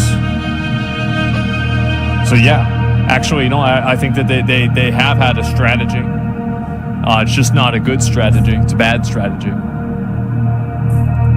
During your entire tenure at Lucasfilm has been nothing but chaos from start to finish. In fact, it's one of the many reasons you've run that studio into the ground. You had absolutely no plans for Star Wars beyond...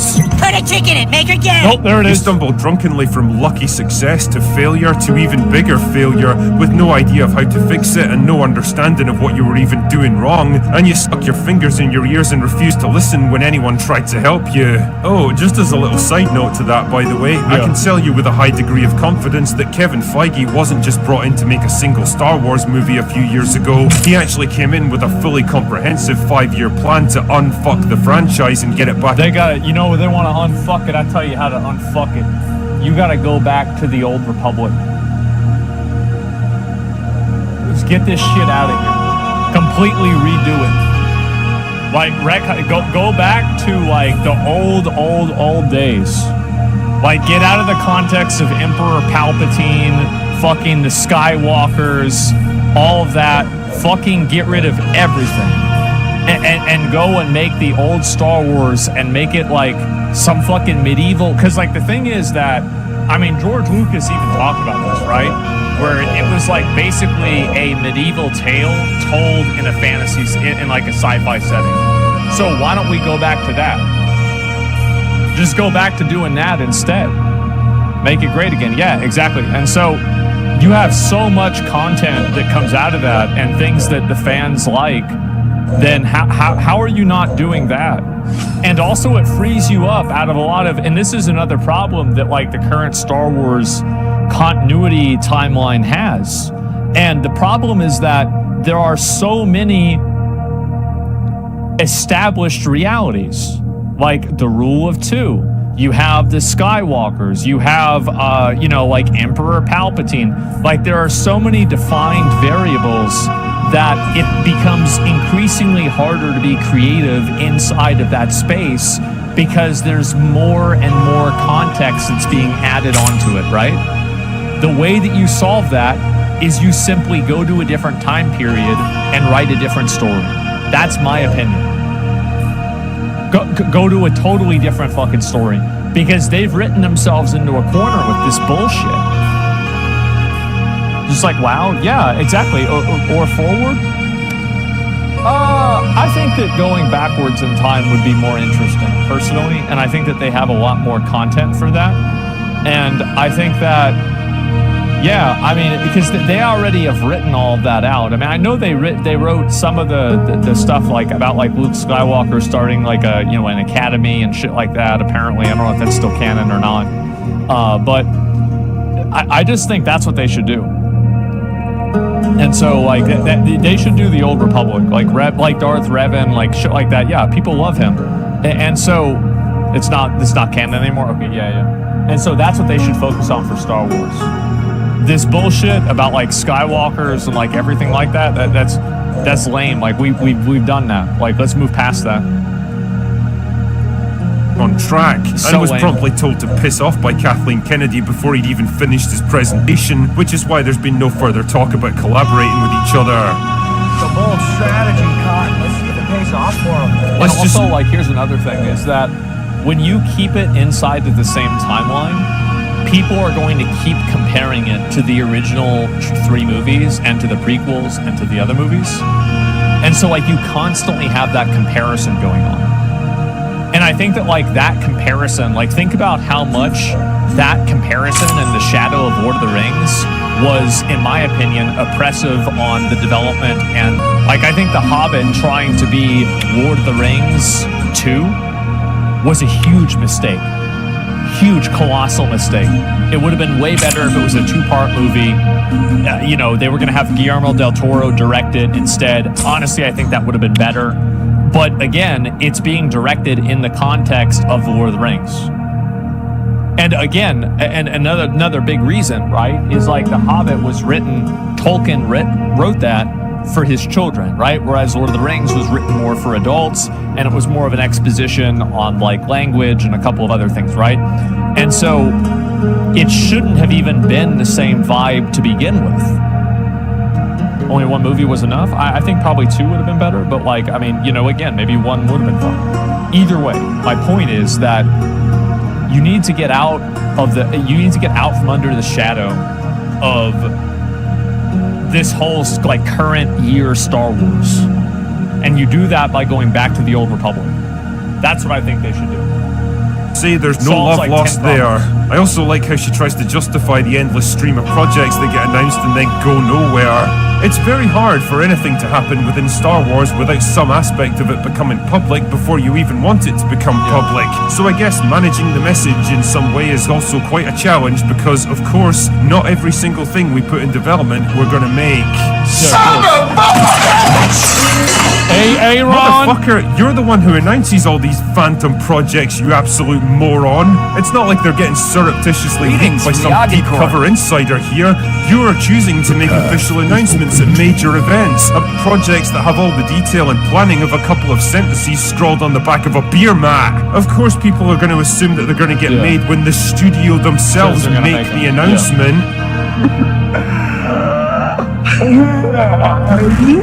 Man, it seems like us YouTubers aren't the only ones to go off half-cocked. But it's the next paragraph that's really important, so pay attention, 007. What's happening at Lucasfilm is I have been talking for quite some time with both Bob and Alan about what eventual succession might look like. We have an amazing bench of people here, and we have every intention of making an announcement months or a year down the roads. Interesting. On the one hand, she claims that she's not retiring from movie making, but on the other, she admits that she's been talking about succession for ages. Yeah, here's probably what's going on. Is that they're probably thinking about replacing her because of all the weird PR that she's gotten. The fact that the Star Wars IP is not really very well liked. I think she's done damage to the IP. So if she retires and she leaves Lucasfilm and she doesn't do Star Wars anymore, that doesn't. So like it's very true that it's very possible that both things can be true. Like she could not be retiring, but she could be leaving the company. Because it's not like, the thing is that these studios are not stupid, especially like after they start losing money, right? Like they see what's happening. They know what's going on. She'll make the announcement months or a year before it actually happens. Like at Star Wars Celebration, with the intention of stepping down by the end of 2025, you mean? And here's the kicker. 2 final questions. Will you step out as Lucasfilm boss this year? We really don't know at this stage. There's so much going on, Mike. I don't know. I don't know is probably, that's like a very high probability. Like nobody says I don't know about stepping down from a major position like that. I mean, really, like saying I don't know is huge. Am I crazy for thinking that? That's more of a yes? Yeah, I feel like that's it. trying to save face, yeah. Now, the general rule with interviews like this, whether it's politics or entertainment, is that if you don't explicitly deny something, then it's absolutely happening. It's so funny watching someone trying to deny a leak like this on the surface while also having to tacitly acknowledge that everything about it is actually true. Again, like an angry child forced to do something against their will but too proud to actually give in, what you get instead is, fine, I'll do it, but not because you told me to. And you can tell how insecure she is. The reason why is because it probably came out in a way that they weren't ready to release and have a press release and a press plan for it. So it probably caused the stock to go down and it caused investors to worry. So now they have to play defense because they basically had their plan leaked ahead of time before they had it completely finished. So that probably is what happened. About this because she keeps hammering this point home again and again throughout the interview. We are in lockstep as to what that's going to be, and I am continuing. I am producing the Mandalorian movie right now, and I'm also producing Sean Levy's movie, which is after that. So I'm continuing to stay at Lucasfilm and looking very thoughtfully with Bob and Alan as the new stepping in. So that is all underway, and we have every right to make that announcement when we want to make it. Yeah, sure, we get it, Kathy. This is totally your decision, and everyone else marches in lockstep with what you say. You're very powerful and important. Go collect another award or something. Now, if you add all of this word salad bullshit together, what you end up with is someone reluctantly forced to admit that the rumors are indeed true, while also trying to spin it into something more flattering to her own ego and public image. Ultimately, though, I can see two possible outcomes for this. The first is the best case scenario, where she was and still is planning to step down at the end of this year, but wanted to break the news herself at some high-profile event, and is now pissed and control the narrative, so she's... Exactly. Of course. That would make sense. Forced to do damage control to shore up the illusion that all of this is totally happening on her terms. Basically, she wants to go out with the best possible news coverage, and that's under threat now, so she has to act. The worst case scenario, on the other hand, is that she now decides to dig her heels in and stay on at Lucasfilm for as long as humanly possible out of pure spite and malice. And honestly, I wouldn't like to take bets on which one's most likely. It really takes a special kind of person to stay on for years in a position where they know that almost everyone fucking hates them and wants them to leave, but it seems like Kathleen Kennedy might just be that person. And even if she does step down as Lucas... Well, they've tried to like shift, and this is what's happened with a lot of types of franchises and media, is that they've tried to shift away from what their core audience is, and they've tried to shift more into having a general, broad audience of people. But the fact is that Star Wars is about guys with video game or like with laser swords and like laser guns shooting each other on spaceships with things called Death Stars. I'm sorry, but that's a male activity. Guys, that's guys. You do something like that, you're gonna have guys that are gonna come over and watch this. Not true? It is. It's fucking true. Absolutely fucking true. Go watch some Star Wars convention. Go look at what the fucking dynamic is. It's guys. President this year, there's still the ominous threat of her presence lingering over the franchise for years to come through her involvement with multiple films and TV shows as a direct producer. So even when you hand the reins to a Lucasfilm protege, it sure sounds like you're going to be in that world for 8 to 10 years. Fair? I don't know if I'm going to say that, but yeah, it's possible. At the end of the day, I'm nothing but a humble YouTuber. But if I could offer a bit of career advice to Kathy herself, I'd like to end this video with the words of Oliver Cromwell. You have sat too long for any good that you have been doing lately. Depart, I say, and let us have done with you. In the name of God, go. Anyway, that's all I've got for today. Man. Go away now. You don't like her at all. Yeah, in the game of God, step down.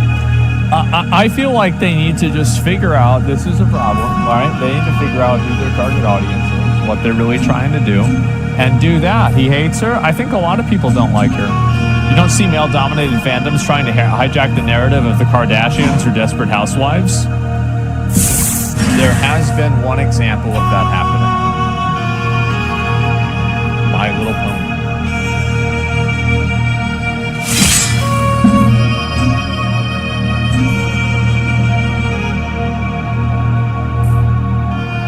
Nobody wants that. Nobody wants that shit. So yeah, I get it, guys. I do. And have you heard Disney let go of Monolith and their Nemesis system? No, I don't even know what the hell that is. And we don't talk about that disgrace. I'm saying, We're gonna like, need that's a decision it, right? here. And, a lot of the thing is that you're always going to have people that enjoy things that aren't really meant for them outside of the target audience. But I think that Star Wars has forgotten what its target audience is, and they focus too much on making content for a group of people that aren't interested in Star Wars. And the problem is that when you make content for people that aren't part of your target audience, you alienate your target audience. And that's the big issue that you run into. And so, yeah, Halo Show had the same problem. Yeah, it does. And let's see here. Best properties have a target audience that naturally collects other viewers in its wake. Yeah, exactly. It's like Warhammer 40K is like this. Like Warhammer 40K is mainly guys, but there's girls that like it too. Sure, definitely. Same as like Magic Gathering. Like we had, like whenever we would do drafts back in the day at the card shop, like there'd be a couple of girls there, but it was mainly guys. Like it was like, 25 guys and 2 girls. Like usually 1 girl, right? And that's usually how it happens. And that's not like a bad thing. And like the same as like if you go to a spa or something like that, and it's a bunch of women getting like manicures and pedicures, there's usually a couple of guys there, right? But that's not the majority. And so if you make your content and you make your media or like whatever it is, makeup videos, exactly. Yeah, you've got James Charles is out there. You've got Jeffree Star for sure, but that's not the majority. And so that's it. Maybe in Austin. Yeah, no, people do that. Especially a lot of businessmen get manicures so their hands look better when they do deals and shake hands with people. It's actually quite common. But the point is that that's not the target audience. That's not the majority. And that's really the point that I was trying to put out there, right? That's what I was trying to say.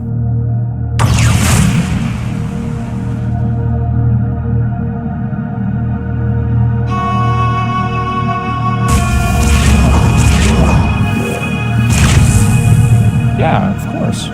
Of course you can see why they're mad.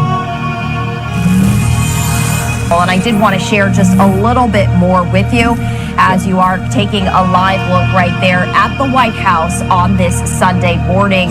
Groups representing some of South Africa's white minority responding to this plan to offer them refugee status as well and resettlement in the United States, saying thank you, but no thank you. So this plan was detailed in an executive order President Trump signed on Friday that stopped all aid and financial assistance to South Africa as punishment for what the Trump administration said were rights violations by the government against some of its white citizens. The Trump administration accusing the South African government of allowing violent attacks on white Afrikaner farmers and introducing a land expropriation law that enables it to, quote, seethe ethnic minority. They'd rather get killed. I mean, I don't want to inherit South Africa's problems. Like, if they have a bunch of people there that are displaced, like, do you know how many people that have problems in the world there are? There's like hundreds of millions of people. Like, I don't have any more sympathy for South Africans because they're white. Like, I don't. There's plenty of white people I don't give a shit about. Like, it's not my problem. Canners agricultural property without compensation. Now, the South African government has denied that there are any concerted attacks on white farmers and said that President Trump's description of the new land law is full of misinformation and distortions. Afrikaners I wonder why they would say to kill all the people, though. Like, if there's a distortion, like, I don't know, man. Yeah. I'm white and South African, and all this has been blown out of proportion. I'm sure that, like, and I think that there's probably a degree of truth of what you're saying.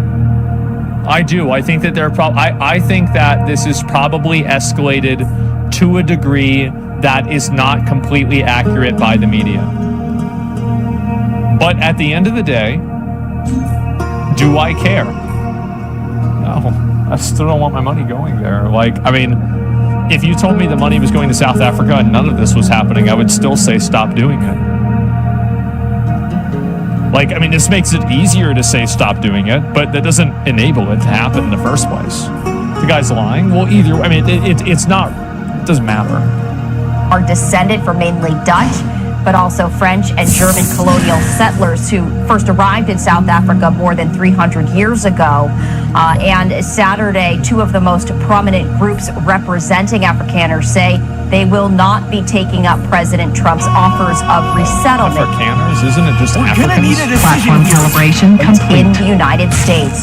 So as President Trump is preparing for his trip to New Orleans for the Super Bowl. Still a very busy Sunday morning at the White House, out as he has now cut off all aid to South Africa, sharing this statement via Truth Social, quote, South Africa is confiscating land and treating certain class. Stand for it. We will act. Also, because of this, I will be cutting off all aid to South Africa. No further notice. Yep, what a fucking surprise. Absolutely. Of course, this is what's going to happen. Imagine why anybody would fund this. Afrikaners are the white ones. So there's like a separate word for people that are in Africa that aren't the different. Oh, I'm sure that's going to end well. Yeah, that sounds like a good idea. Okay. Sounds racist. Yeah, I'm sure specifically the Dutch. Yeah, it's a specific minority group. I don't know. But either way, I see something like this, and I definitely don't. No money to South Africa. Yeah, exactly. I support cutting the age. We don't even know where the money went. Let us not waste their They didn't even know they were getting money. Oh, God. Why am I not surprised? Yeah, they're like, wait, we were getting money? Wait, what do you mean? Questioning USA. Uh-oh. Today I'm going to expose some of the initiatives Jesus Christ, this shit is so quiet. Today I'm going to expose some of the initiatives USAID has funded over the years and ask each of you so fucking sorry. Question. If you sorry about the volume of American taxpayer dollars put America first. So it'll be yes or no. USAID awarded $2 million to strengthen trans-led organizations for gender-affirming health care in Guatemala. So to each of you this morning, trannies in Guatemala to the tune of $2 million, yes or no, Governor? Of course you don't. Okay. It's crazy how they never have a position on this kind of stuff. Wow. USAID awarded over $750,000 to fund alleviating loneliness among migrant garment workers in India. Does this advance America's interests, Governor? No. I have no position. USAID awarded $1.5 million for providing. This video is widely popular on YouTube right now. Let me go ahead and just do this. Here we go. And there's been a lot of pearl clutching over the last several days from my colleagues across the aisle on Donald Trump, Secretary Rubio, the Department of Government Efficiency's plan to reorganize the U.S. Agency for International Development, USAID. They're screaming about Elon Musk over there, but hey, George Soros and his boy are okay. They scream that we're all a threat to democracy when they've been systematically dismantling democracy before our eyes. They've been caught with their hand in the cookie jar. And there's no going back. So I would tell my colleagues across the other side of the aisle, take your salty tears. And USAID has long strayed from its mission to effectively and efficiently administer aid to advance American interests. USAID has become rotten to its core, sacrificing the prudent use of taxpayer dollars at the altar of advancing rat rod. From discriminatory DEI initiatives to extreme gender ideology to marginalize real bona fide biological women. Yeah, she's on a warpath against that. Apparently, she was a victim of sexual abuse or something like that. And ever since then, she's been really against trans people in bathrooms or anything like that. Desecration. Friends sleep on our streets, our communities rebuild from natural disasters, and American families struggle to get by. USAID has pillaged and plundered the American treasury, essentially lighting American taxpayer dollars on fire, funding some of the dumbest, stupidest, just dumbest initiatives imaginable, all supported by the left, and that's why their party is crumbling. Let's get a list. Today I'm going to expose some of the initiatives USAID has funded over the years and ask each of you a yes or no question. If you believe these expenditures of American taxpayer dollars put America first, so to be yes or no. USAID awarded $2 million to strengthen trans-led organizations to deliver gender-affirming health care in Guatemala. So to each of you this morning, does this advance the interests of American citizens paying for trannies in Guatemala to the tune of $2 million? Yes or no? Governor? I wonder how much money actually went to them and how much money just got siphoned off. That's what I always wonder about, too. Zeroing in. I have no position. Of course you don't. Okay, USAID... Because they know it's ridiculous. Everybody knows it's fucking ridiculous. But they're not going to try and say that because people are captured by that way of thinking, and so they can't question it or can complain about it at all. We're gonna It's need a fucking decision ridiculous. here. Everybody knows it. It depends. It's situation based. Some of this might be soft power operations. So we're gonna. So the idea is that like we're gonna make all of them transsexual, and then we're gonna become more. They're gonna be like on our side. In Guatemala, like, what do you mean by soft? How does that?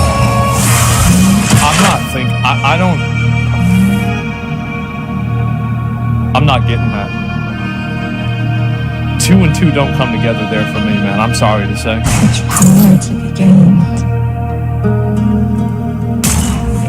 Awarded over $750,000 to fund alleviating loneliness among migrant garment workers in India. Does this advance America's interests, Governor? No. See, they know that they can talk about that, but they'll never comment on any of these like gender social issue stuff because the people that are part of this group are completely captured by it, and you can't speak out against it at all, or they're going to label you as a Nazi. That's the reason why none of them had a comment about the first one, but they had no problem talking about this. I have no position. USAID awarded $1.5 million for providing a gender-sensitive response to migration at the Venezuelan border. Does this advance America's interests, Governor? No. No, I have no position. Does this advance the interests? Okay, so USAID awarded $4.3 million on October 1st, 2023 to a group to fund comprehensive health services for men having sex with other men in South Africa. Does this advance the interests of American citizens, Governor? No. No, I have no position. I bet you don't. Okay. Why is he even here? USAID awarded $1.5 million to advance diversity, equity, and inclusion in Serbia's workplaces and business communities. I have never met a single fucking Balkan that would appreciate that. I'm gonna say it right now. I've met like 20 dudes from Serbia over my life. Not a single fucking one of them would want that money. I'm sorry. Not a single one. Economic empowerment and opportunity for LGBTQI plus people in Serbia. Does this advance America's interests? No. No.